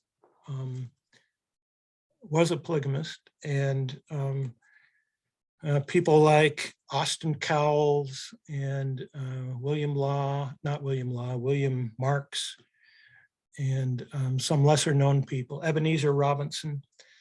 And I think they kind of had this idea that Joseph Smith kind of went off the rails. They were good Mormons, but they totally disagreed with Well, I have trouble polygamy. picturing him with, you know, with marriage to all those women. Because I know for a fact I've been spending 50 years just trying to please one woman. And again, Nauvoo polygamy was different than Utah polygamy. I call Utah polygamy practical polygamy. And it was open, it was legal. Marriages were known, it was not secret, and you had kids. And two things about Joseph Smith was he wasn't a polygamist very long. He was killed, you know, in Nauvoo. He was after a year or two of marrying these women. And so the secrecy of Nauvoo polygamy is really keeps you from, you wonder what it would have been like if Joseph Smith had come west, what his family would have been like if he'd come west to Utah. So.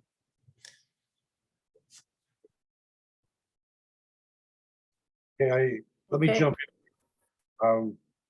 I'm interested in what it would have been like if he had gone to provide that buffer between Texas and Mexico. That Yeah.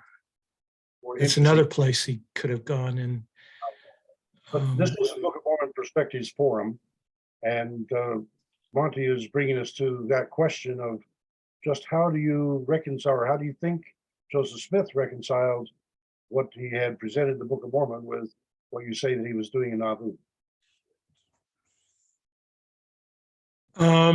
Do you mean like the kind of somewhat anti-polygamy statements in the Book of Mormon and secrecy. and the polygamy in Nauvoo?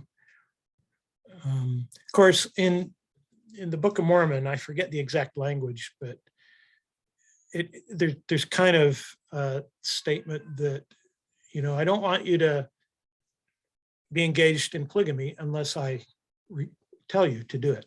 So there's that kind of like, yes, sometimes I can tell you to do it. And so Joseph Smith would have said, God has commanded me to do it. He said, according to a lot of the documents we have, he said, God commanded me to do it and I have to do it. And of course, he told the story that there was an angel with a sword and said, either you enter this now or, you know, horrible things will happen. And so he entered polygamy. So, by the way, people ask me about what my religious views are. And what I always say is I'm a liberal Protestant Mormon, which I think is a kind of a good description of many our, you know, community of Christ people.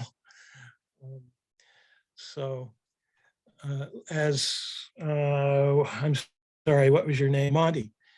As he said, I really believe that church leaders are profoundly human and make mistakes. And so I'm not a big fan of polygamy myself. So I'm kind of like the RLDS strain that says, yes, he was a polygamist, but it was not the right thing to do. That's kind of like my point of view. But I'm very liberal, so if you're a real conservative Mormon, it's kind of hard to have that point of view. So it's a really difficult issue for conservative Mormons because we've become such a monogamous church, and then to go back and to see Joseph Smith with 33 wives or Brigham Young with 56 wives is very different than the kind of Mormonism we're living now. And by the way, there were lots of statements from church leaders saying, to get the highest exaltation, you must become a polygamist. And of course, we don't believe that now in in the Utah church, but it was said many, many times in Utah. And so if you have a historical perspective, there's a real problem, a real issue there.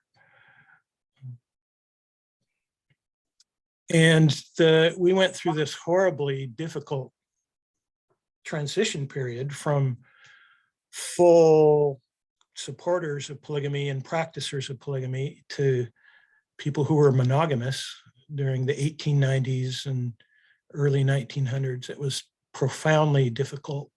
We had this, again, we went back to secret polygamy, and a fascinating period, but it was kind of tragic in many ways.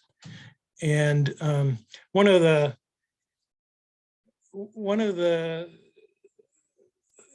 results of this kind of secret polygamy is you have this public truth denying polygamy maybe, and then you have this sub rosa truth where you were engaging in polygamy, and often the church is separated. And so that's what happened with the RLDS church and the LDS church. But when we, in Utah, when we turned into kind of a monogamous church, other parts, the totally fanatically devoted to polygamy people went off into other branches, and we still have that, these other polygamous branches in Utah. And part of it was because of the secrecy in the 1890s and 1900s, and fascinating period of Mormon history. And you can read about that in Carmen Hardy's wonderful book, Solemn Covenant, and Mike Quinn wrote a great paper about it too, that period of history. Thanks, Todd. Okay, is it Michael? Is that MSRQ3? Yeah, well, thank you. It's your turn. Go ahead. Well, Todd hasn't pitched his other book, Fire and the Sword. Okay. That he posthumously co-wrote with Leland Gentry, based on Gentry's dissertation. He was alive when I was working on it. Oh, okay. You killed him.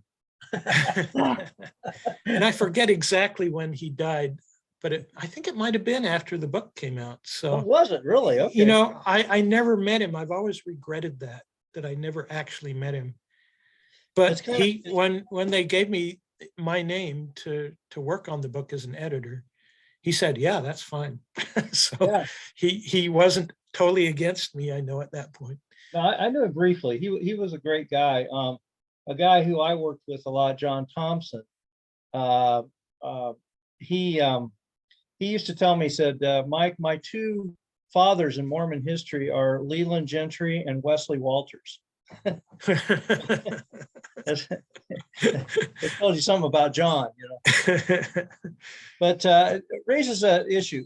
John and I had published an article, and you discussed it in your book, about Lucinda Morgan Harris. And we talk about, we postulate that the plural marriage or polyandrous marriage originated in Far West when Joseph first comes and moves to Far West, and he lives in the Harris home.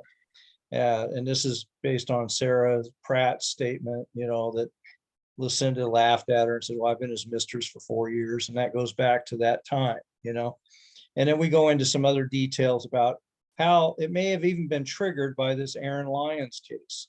And then that gets into Windsor P. Lyon. It was a small church. Everything was thing. But you mentioned it in a footnote, but you're not exactly compelled to. And we realized that we were pushing the envelope some, but we thought that it's sort of a lot of the facts just sort of fall into place, like Joseph going and kind of engineering this thing. He's not part of the High Council, but all of a sudden he becomes a member of the High Council to defend Aaron Lyon and his court case at Far West. And Who becomes part of the High Council? Who becomes? well, Joseph Smith assigns himself to speak on behalf of Aaron okay. Lyon, along with Okay. George W. Harris, who he's Uh-huh. now in a relationship with Harris's wife, you know, and we, anyway, have you done any had any additional thoughts later on Lucinda Morgan and when that marriage happened, and you know, any other ideas about it? Well, I date that marriage to 1838 in Missouri, so I agree with you there. So Mhm. you were ahead of me on that there. Okay. I don't remember the Aaron Lyon part of your paper. as Well, much. he's on his way to Far West. He stops at Guyman's Horse Mill, which is 10 miles east of Far West, and he stays the night. They've just had this experience where the high priest in charge of the settlement had this experience where there was a woman named Sarah Jackson. Her and her husband had converted in Alton, Illinois, and he sent her ahead to Missouri, and he was going to settle up affairs in Alton. And but he takes a long time. Sarah goes to Aaron Lyon and says, she's young, and Aaron's wife had just died a year or two ahead. He's in his 50s. And she says, could you inquire of the Lord after my husband? Aaron comes back to her and says something really interesting in 1838. Your husband, the Lord has shown me that your husband died, and he's preaching to the spirits in prison. Now, this is Mhm. what, 4 years, 3 years before the baptism for the dead, you know, and everything. He's preaching to the spirits in prison, and then he comes back and says, "Oh, and by the way, the Lord says that you should marry me." Oh, yeah. Okay. So the day before the nuptials, literally before the wedding, he kind of spiritually abuses her into this marriage. Brother Jackson comes back from preaching to the spirits in prison and shows up. So there's a big brouhaha, and he gets Okay. in the local branch, he gets cut off. And then Joseph comes through, and we were saying, gee, you know, Joseph heard about this, obviously, and he might have said to himself, gee, another man's wife. And then the next day he goes to Far West, and there's Lucinda Morgan. I think there's also the Masonic thing. I think he was very intrigued by the fact that she was the former wife and widow of Morgan. And that had to have some stimulus to him. Yeah. So as I say, different scholars have different points of view. And in the book, Rough Stone Rolling, Richard Bushman, and he accepts Joseph Smith as a polygamist, and he accepts all but one of the plural wives on my list, and he leaves Lucinda off. He says, nope, she wasn't a wife of Joseph Smith. However, I found out when Brian Hales was doing his research, Don Bradley was helping him, and Don Bradley found a whole collection of the kind of assistant church historian Andrew Jensen, right, where he was trying to document the plural wives of Joseph Smith and talking to some of these Nauvoo veterans and other women who said they were plural wives of Joseph Smith. But there's one note in there, and he says, such and such women, I forget who it was, but she was a plural wife of Brigham Young. She said that Lucinda Morgan married Joseph Smith in Missouri in 1838. She said she was absolutely sure. So that, I think that Jensen, I thought that was great to have a little added documentation for her. on Jensen's list, he has, of course, Fanny Alger first, and then it's Lucinda, and he said among the earliest. Yeah, I think is the way he puts it with her, you know. So, but those earliest pre-Nauvoo wives, they're, you know, historians, like I accept them as plural wives, but other historians don't. So, Bushman is an example. Right. Fascinating. Well, Yeah. I think that we didn't include this in our article, but I saw it later, was the way Lucinda presented herself at the casket, Joseph's casket when he died. And she was like losing it. She was deeply mourning and weeping. Yeah, Yeah. yes. I mean, Uh-huh. she wasn't holding back, you know. That was kind Yeah. of telling as well. Uh-huh. Well, Yeah, you're she's gonna, one of these wives who I don't have a lot of documentation for. She didn't write anything that I know of. oh, she didn't, yeah. So she isn't in my second book. Yeah, I know. I picked it up at the John Whitmer conference and I was plumbing for that real quick. And I didn't find it. Uh-huh. You will find yourself footnoted several times, quite a few times actually, our book that's about to come out on Hans Mill. So thank you for your research on fire and sword. Thanks for bringing that up. That book. I consider it mostly Gentry's book, but I added my 2 cents every now and then. And Yes, but and you I updated. consider it a great education for me to learn more about Missouri. So Yeah. Have you seen Vogel's book yet? I haven't seen it yet. No, that's brand new. Yeah, no, I just got. So I'll it. be interested to see what he has to do, if he accepts Lucinda as a plural wife of Joseph Smith. He says, I'll give you I'll give you a heads up on that. He Okay. basically he mentions John and I's work, and he says that we say this and that it triggered it, and he says Brian Hill says they're full of crap.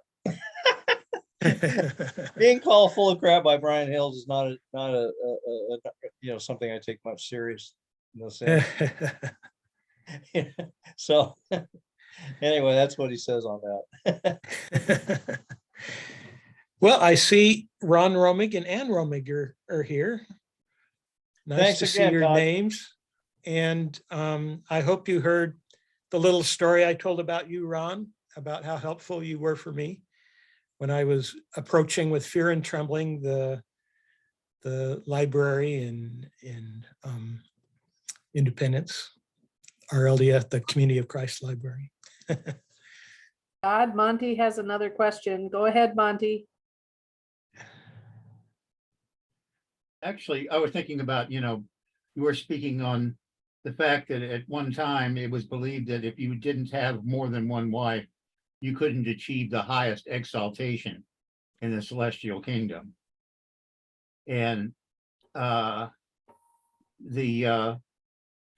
thing I was wondering is if the ladies thought along the same way, that they were told that they could not reach the highest exaltation unless they were married to a man who was on his way there.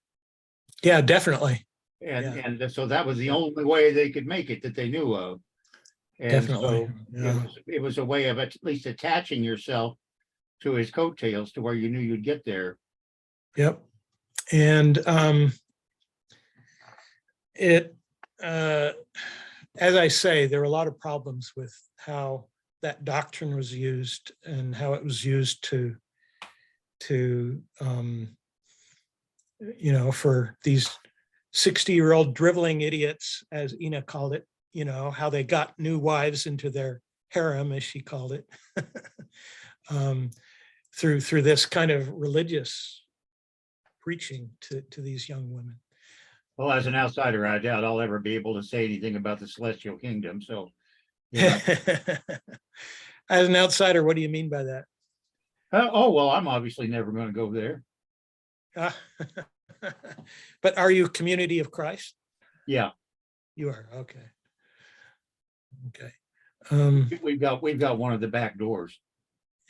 One of the problems for the people who totally denied Joseph Smith was practicing polygamy is DNC 132, which is a contemporary document, and obviously people can say, oh, we don't have the handwritten document by Joseph Smith, but it's pretty well documented. And the Clayton diary very definitively portrays Joseph Smith as a polygamist and encouraging Clayton to be a polygamist also. But you kind of find some of that doctrine in D&C 132 that you can't get the highest exaltation without entering polygamy. I'm So- one of these people that, I don't expect the Lord to build me a mansion anywhere. I'd be happy living in a shack out in the backyard. Well, you might be more likely to make it up there than some of the people who are planning on planning on being there. So Hey, Todd, real quick, since it's an RLDS sort of theme thing, you might want to talk about the fact that we know quite a bit about what we know on the of the plural wives of Joseph Smith because of the actions of Joseph III and other RLDS missionaries that were going out to Utah and talking about it. It didn't happen. So they started getting women who had been to make yeah, affidavits. They would have died without saying anything.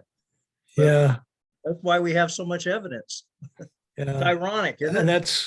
it's fascinating because it's Smith family history as well as, the intertwining history of the Utah church and the RLDS church.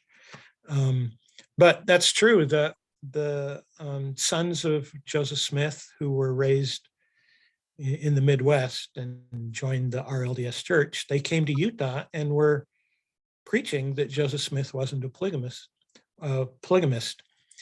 And some of the people in Utah who were Nauvoo veterans and close to Joseph Smith were solidly disagreed with that. And so Joseph F. Smith went around and he got affidavits from people like William Clayton, who knew Joseph Smith, was his secretary, and the plural wives of Joseph Smith. And if that hadn't happened, a lot of the later documentation we have now for Joseph Smith as a plural wife wouldn't have been there. So it's one of these great ironies, as Michael mentions, that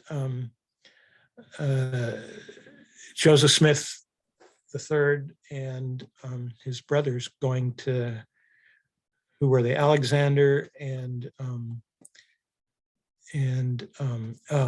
the guy who's the book, Valine Avery wrote the biography of him. I'm forgetting his name. David, that's right. Yeah. David Hiram. The sweet singer, David Hiram. That's right. They caused the Joseph Smith's plural wives to be documented.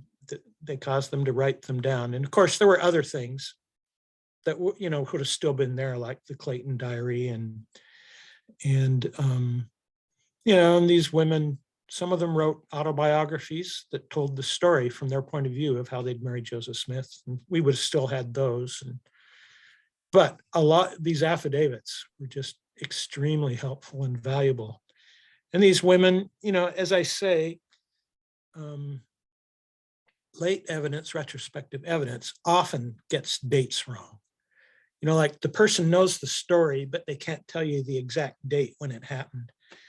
And so some of these affidavits, the dates are wrong, but it's still valuable that this woman sat down and said, yes, I married Joseph Smith.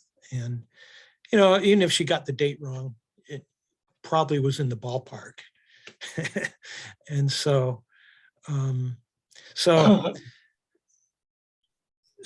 this relate, but I find the family history really fascinating, because the Don Carlos and the Don Carlos children in California and the Hiram Smith and the Hiram Smith children in Utah, and then Joseph himself and his children in the Midwest. And so it's a fascinating family history. And boy, they were strong-minded individuals. Ena Coolbrith, Joseph F. Smith, and Joseph Smith III. They were very, very intelligent, very strong-minded people. And, and Joseph F., even though he had these major religious differences with Ena, they were still cousins, and they still, kind of felt that bond and loved each other and continued writing throughout their lives. And I think Joseph F. actually helped her financially later in her life. So, yes, yeah, those RLDS missionaries helped us document Joseph Smith's plural wives. The Temple Lot story is another fascinating story that has, helps us document Joseph Smith's plural wives, because some of the plural wives who are still alive gave their testimony. They gave legal testimony in that court case. And the person who cross-examined them was I believe, I can't remember his name, but he was an apostle. I believe he was an RLDS apostle who was also a attorney, and he really went after those people he cross-examined, who said they were plural wives of Joseph Smith, like Melissa Lott and Lucy Walker Kimball and Emily Partridge Young. And it was this, of course, it was the Temple Lot Church against the RLDS Church, but the Utah Church was kind of allied with the Temple Lot Church and helped finance that law case and support, and encouraged people to testify in their behalf. So. Okay, Paul, go ahead. Night, Monty. I would like to be able to harken back to the road to status. Seems to me that the point you're just raising is one where if the prophet is coming to you and you're a woman on the road to status, and the prophet comes to ask you for an affidavit, you're probably going to tell him what he wants to hear. Let me go back though to the earlier issue, the one that there's the question of, were these women honest or were they lying? And like often you can't prove that, but you look at the totality, like Emily Partridge Young, you look at the totality of what she wrote, you kind of have an idea of what kind of a woman she was, and you feel like she was honest. But then, people who deny Joseph Smith as a polygamist kind of use the same point of view. They say he publicly denied that he was a polygamist. And so we believe he was honest, and that's kind of part of this tragedy of these mixed messages when you have secret polygamy. But anyway, go ahead. Well, I'd like to go back to the concept of loneliness, because you've addressed that so remarkably with all these women, yet here they are presumably in polygamous relationship, yet you identified them as lonely. And I started out with the creation by James Weldon Johnson, and God was lonely and created man according to the Negro spiritual. And I'm curious to what extent lonely applies in terms of your overall presentation. My book is titled In Sacred Loneliness, and that was a theme that really struck me. Right. And often it was because these women came to Utah and they married they married men, and often they married a number of men who were apostles and later president of the church, like Brigham Young, and so part of this theme of status, if you're marrying a church leader as a plural wife, that would kind of make you want to become a plural wife. But when you look into their experiences as what it was like being a plural wife, and I'm thinking a lot of the diary of Emily Partridge Young, and who has a really rich Missouri history, rich Ohio history, and her father was, was he the first bishop of the church? But he was the leader in Independence, the first church leader in Independence. So she had a fascinating background in her family with the Partridges. But I read her, we have her diary when she was a plural wife of Brigham Young. And it really struck me how different it was than the diary of a woman who's monogamous. And diary of a woman who's monogamous talks about her husband and he's coming home every night and so on and so forth. And Emily Brigham Young never came to her home. She had a home separated from the Lion House and the Beehive House. And as far as the diary, as we can see in the diary, he never even visited her home. And she was having financial problems and she was having to pay school taxes and she was having to pay, fees for water. And she was having a hard time paying these. And here she was married to Brigham Young, who is wealthy. As she said in her diary, here he is, one of the most wealthy men in the state. And I can't pay these taxes and these fees. And so when she wanted to see him, she would like make an appointment and go visit him in his office. And she would feel really nervous visiting him. And I thought how different this is than a lot of the good monogamous marriages I've seen, where there's real companionship with the husband and the wife. They see each other every day. They're helping each other in various ways. And the wife can count on the financial help of the husband. And and some of the women were actually very, they didn't see, the husband was gone. And like Lucy Walker, her husband lived in Salt Lake City and she lived in Provo, Utah. Heber C. Kimball wanted a wife in Provo for when he visited. And so she would see him when he came to Provo. And she had a large family with Heber C. Kimball and said nothing but good things about him and his wife. But she didn't see him. She didn't have this kind of companionship. And and sometimes they were actually in their diaries, often in their diaries, you get this, about how lonely they were and how they wish they could see their husband more and things like this. And, in public, they were defending polygamy.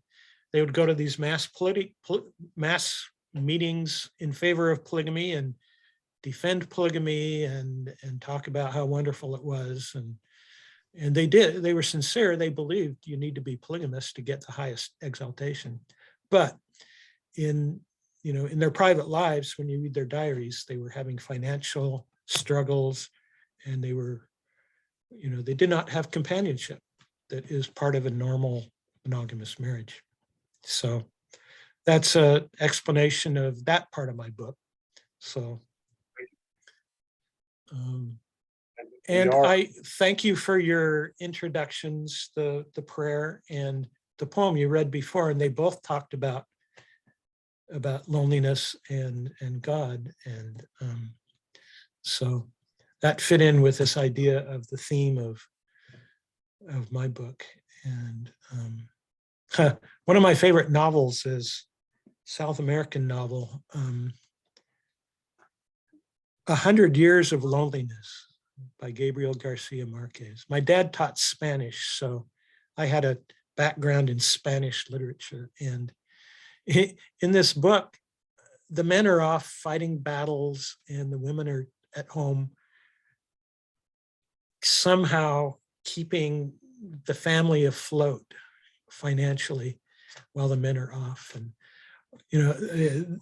it was quite similar in my book, because often the husbands are off on missions, and they would send a man on a mission to England and the wife would stay home.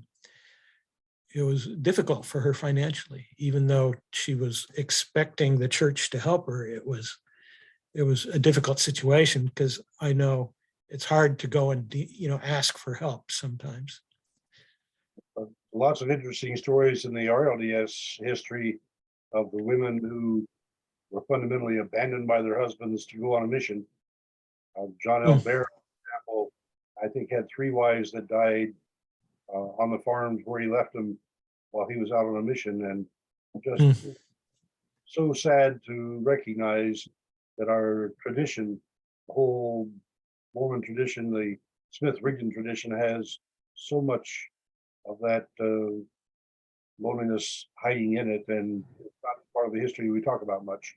So I appreciate it.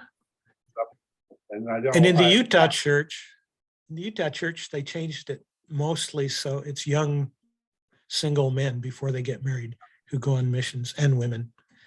Though my grandfather and grandmother went on a mission together to Tahiti, so they've got lots of stories about, and their first son was born there in Tahiti. And so I think both of those options are better than the idea of leaving the wife home and the husband goes off on a long mission. And they didn't have airplanes back then, or train, or well, later they had trains, but they didn't have airplanes. And so you had to take these long trips across oceans, dangerous trips. So that's an interesting part of our shared LDS history. I would be interested if your grandparents had interaction with my wife's family. They were in Tahiti, huh? My wife was Tahitian, and her family was, and so for the Comptons and the Paulitas to had connection would be just an interesting little interlocking of circles of life that. Well, my grandfather kept a diary, and so, and one of my cousins did a transcription of it. I'll send that to you, and you can look through it. I'd be interested if there's any reference to the Paulita family or the Beles or the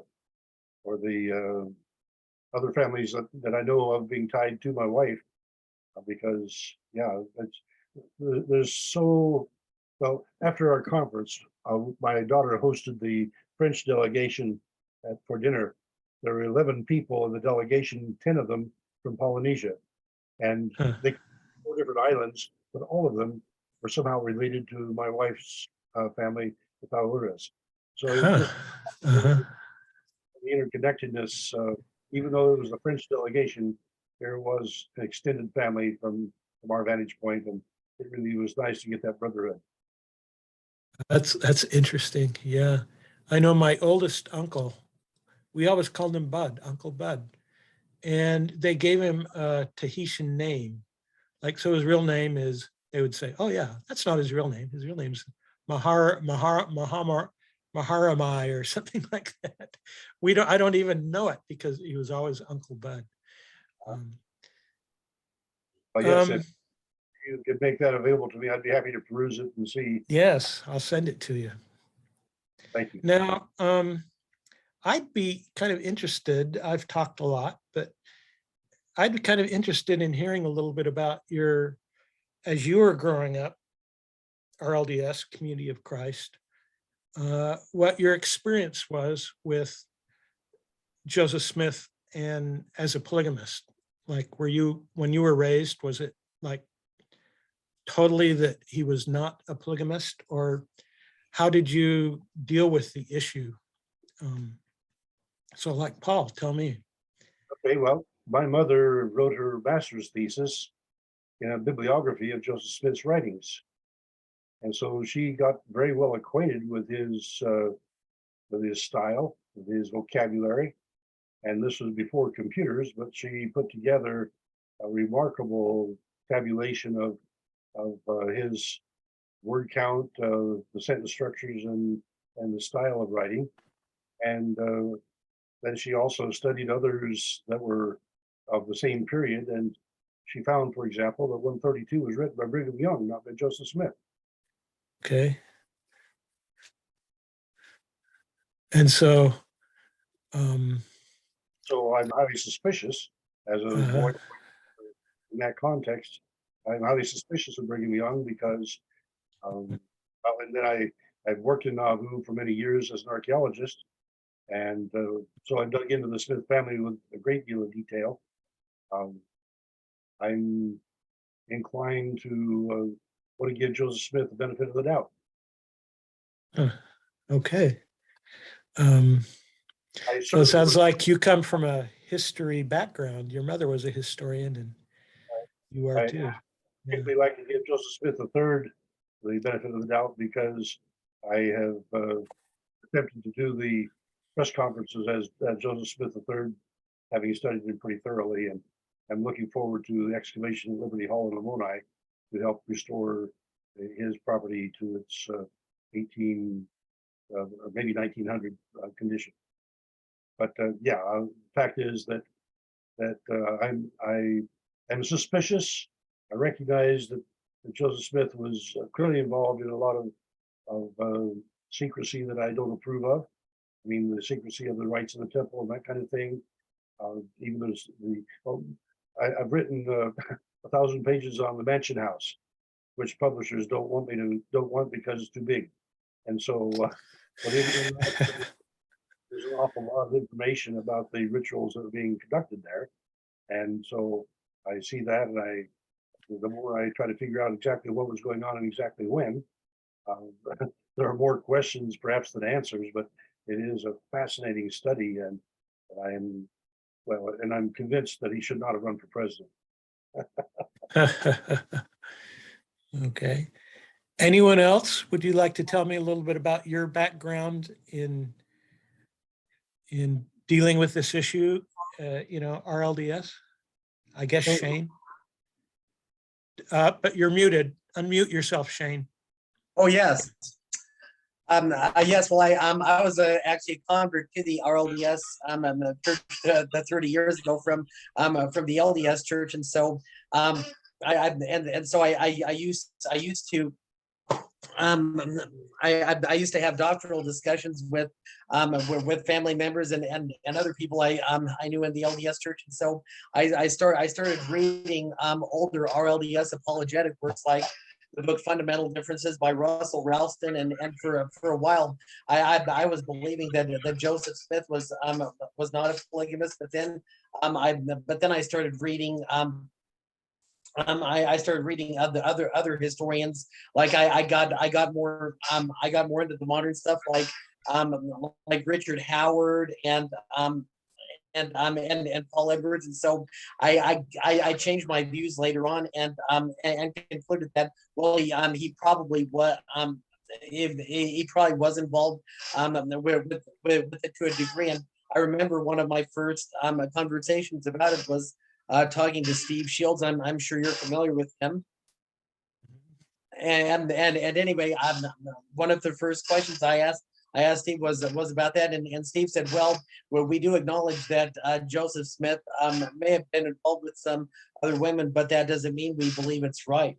So I started to get more nuanced as I studied history more from various sources. Yeah. Okay. Yeah. And I think that's a path that many RLDS Community of Christ people have followed. And, but especially if you're interested in history, I think. Yeah, myself, I was,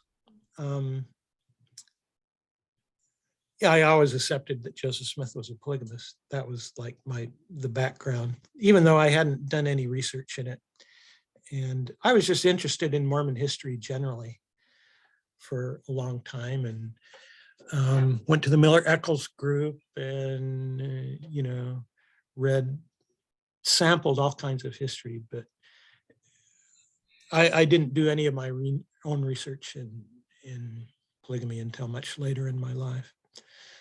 And it's just something I accepted. It's like, I remember I had a friend who really hated polygamy, and I thought, oh, that's just kind of strange. To me, it was just kind of an odd part of our past, and And yeah, now I think there's more tragedy there than oddity. Robert has a hand up. Okay. Yeah, I was raised in the RLDS church. My family history goes way back. Great-great-grand aunt and uncle were part of house group that was studying the church along with Brigham Young. And so they were all very closely connected with the early church.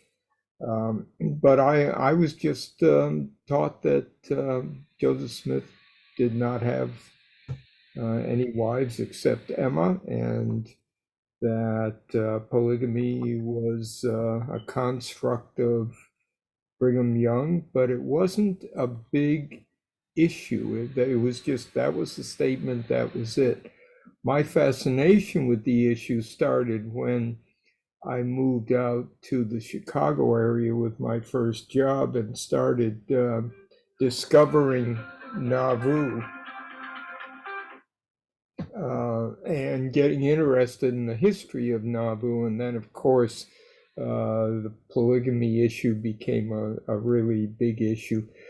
Where I've ended up, I've been back and forth over many decades, and where I've ended up is thinking that neither church really, the simplistic view of either church is not correct, but that there is another truth here, which to me has to do with Joseph constructing marriage for eternity and being sealed to women at the same time that the exploration and practice of polygamy was going on all around him.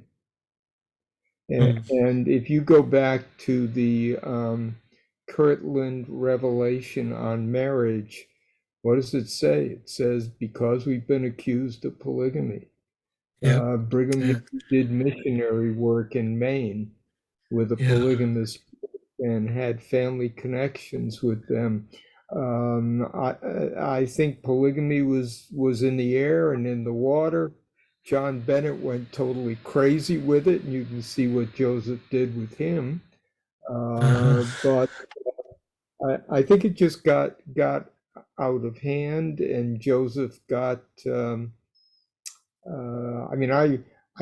not saying that Joseph was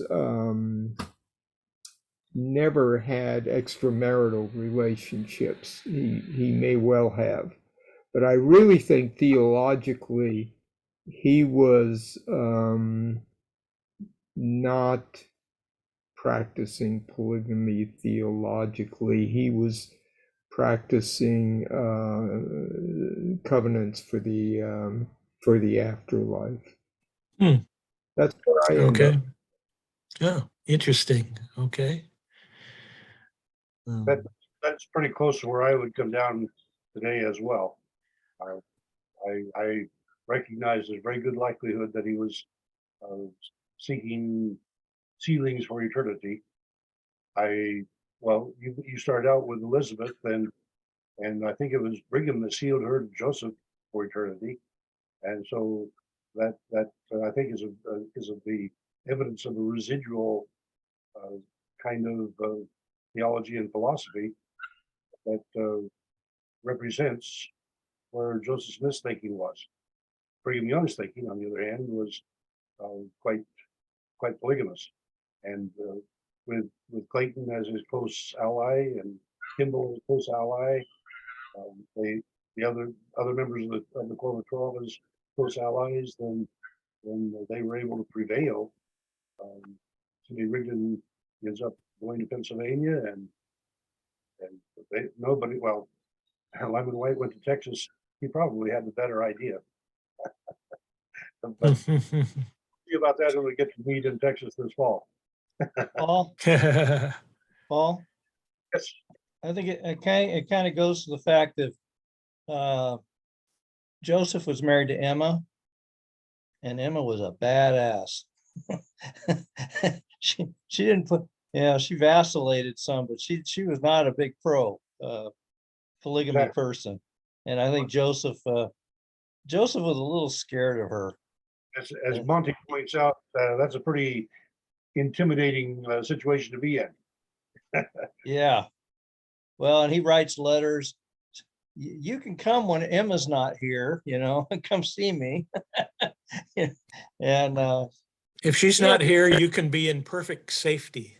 right, yes, He used that exactly. kind of language. Yeah. So he had Emma to worry about. That's a Yeah. big difference with Brigham, for example. Yeah, and the history of polygamy, as I tell the story, accepting that Joseph Smith was a polygamist, that's a really fascinating part of his story, is that Emma was not a solid supporter of polygamy, whereas Brigham Young's wives were, and Heber C. Kimball's wives were. Heber C. Kimball had a wonderful first wife who was very nice to the other wives, and in the long history of polygamy in Utah, you get all kinds of stories, many of them really tragic, but it's really nice to have someone like the late Kimball, who was so nice to the other wives. But Joseph Smith had lots of difficulty with Emma. And Emma was so important for the early our LDS church, wasn't she? Still is. So Emma still is. I'm very pleased we have the author of the Plain and Precious Truths coming, that new edition of the Book of Mormon, and she puts Emma in the Book of Mormon along with several other women of the Restoration. So that way we have names for Ishmael's wife and other people like that. Make sure that interesting. Huh. so I'm looking forward to that presentation in a couple of weeks. So it's just so fascinating, and I appreciate what you've offered us tonight, because we, well, as you can see, most of the community of Christ, we've been a little short on the restorationists tonight, but the community of Christ people generally are torn on the matter, and modern historians generally concede to the polygamy issue. In our recent conference, the issue came up that yes, we do support more polygamy than the LDS do. We've been supporting it in India, for example. Oh, that's one of the other great ironies. Yeah. So fascinating shifts in our Yes. how to deal with it, or issues of, yeah, just simply fascinating history. Well, thanks for inviting me, Paul, since now I know you're not 100% accepting of Joseph Smith as polygamist. That's nice. You could invite someone who is totally different than your point of view. So Our Book of Mormon Perspectives Forum has had 5 different presentations on the location of the land of Nephi. We've had a couple of presentations advocating for Joseph Smith not to be a polygamist, and so it really was time to bring in your vantage point, and you've done a beautiful job of presenting it for us. I thank you for that. well, thanks for inviting me. Yeah, I think we thrive on the differences as a group. We're invigorated and thrive on it, and I do appreciate also you coming and hearing your ways of investigating and thinking about it. Yeah. Mm-hmm. I'll tell you a little story about the impact my book had when it came out in 1997. And that was,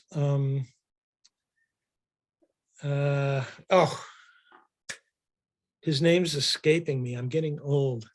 Who wrote the 3-volume history of the Mark Shearer. community of Christ? Pardon? Mark Shearer. Yeah, Mark Shearer. Okay. So I've talked with him through the years, but he tells the story. He said he hadn't been church historian very long when my book came out, and all of a sudden he was getting all of these, phone calls of people. What's going on? What does this mean? And so there is this AP story about my book that came out across the nation. And, it started at one back in the East, and then it came to the different time zones, the newspapers in different time zones. And Mark has told me that when he could tell when the story was getting to a different time zone, because he'd immediately get calls, So this was something I threw in his lap when he wasn't church historian very long. And I think he's done a good job dealing with it. And in some ways, he's more harsh on Joseph Smith than I am. It's kind of interesting if you are raised with a very anti-polygamy point of view, and then come to accept that Joseph Smith was a polygamist. I think it would be very difficult. And so it's been hard for the RLDS Church, I know, and hard for people like Robert Flanders and Richard Howard. And so I really admire what they've, the research they've done and what they've gone through. It's been hard to, for people who write about polygamy in the Mormon Church too, because it's kind of a taboo subject in a lot of ways, especially when you get into the nitty gritty, the details. And so someone like, Mike Quinn, really, that got him on the radar of apostles like very kind of anti-historian apostles like Boyd K. Packer. The fact that he wrote this long article, kind of a small book on post-manifesto polygamy. And for me, I haven't gotten a whole lot of negative feedback, but I haven't been exactly embraced by, the institutional church. But I admire someone like Richard Bushman in his book, Rough Stone Rolling. He dealt with Joseph Smith's polygamy, and many people had written about Joseph Smith and totally left that out of the story. And I disagree with him in some of the details of what he wrote about. Like, I think Lucinda Morgan Harris was a plural wife of Joseph Smith, but he dealt with it, and he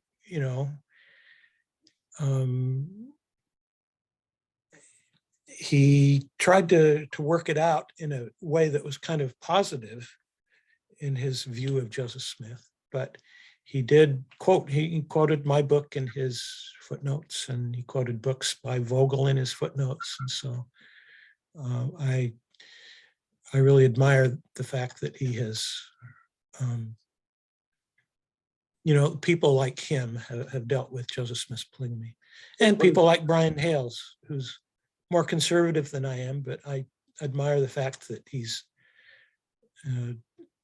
dealt with the issue and tried to deal with it and not just ignore it. What did you think of Newell and Avery's Mormon Enigma? It's a great book. Yeah, it's a great book.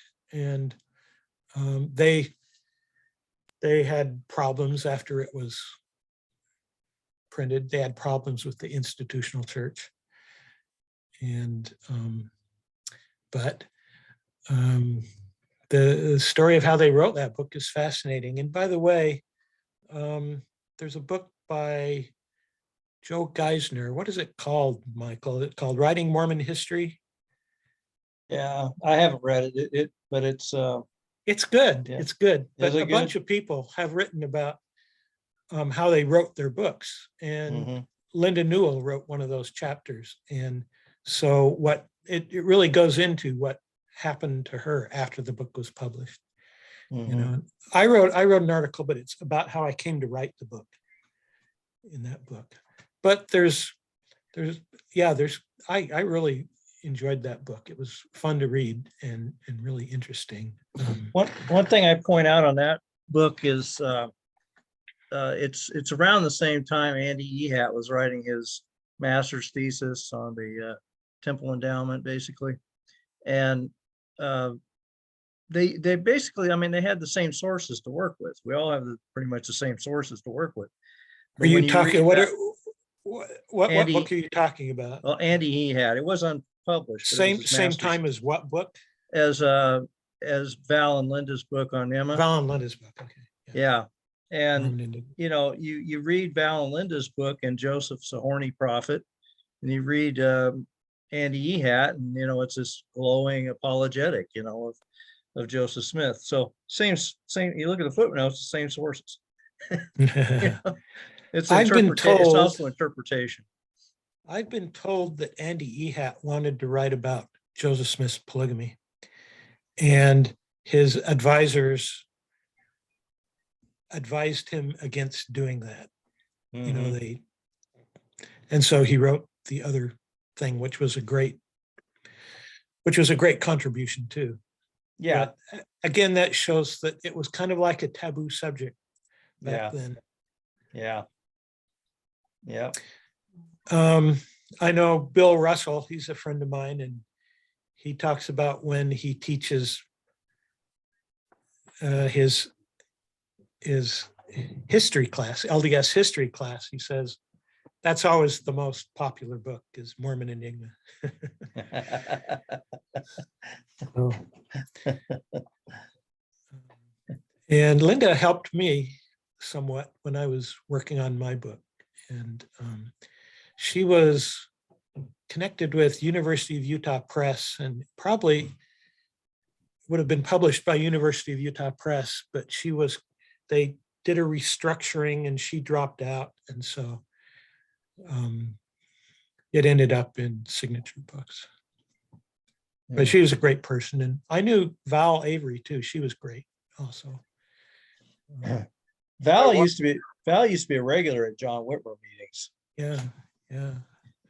Yeah, and the David Hiram biography is wonderful. Yes. Book. And it's Yeah. straight RLDS history. Yeah. Right.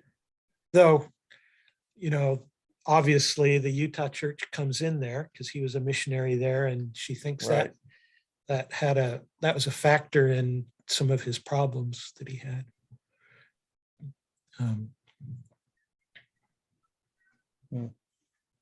So we And now are it must be really late for you folks. 20 to 11 by my watch.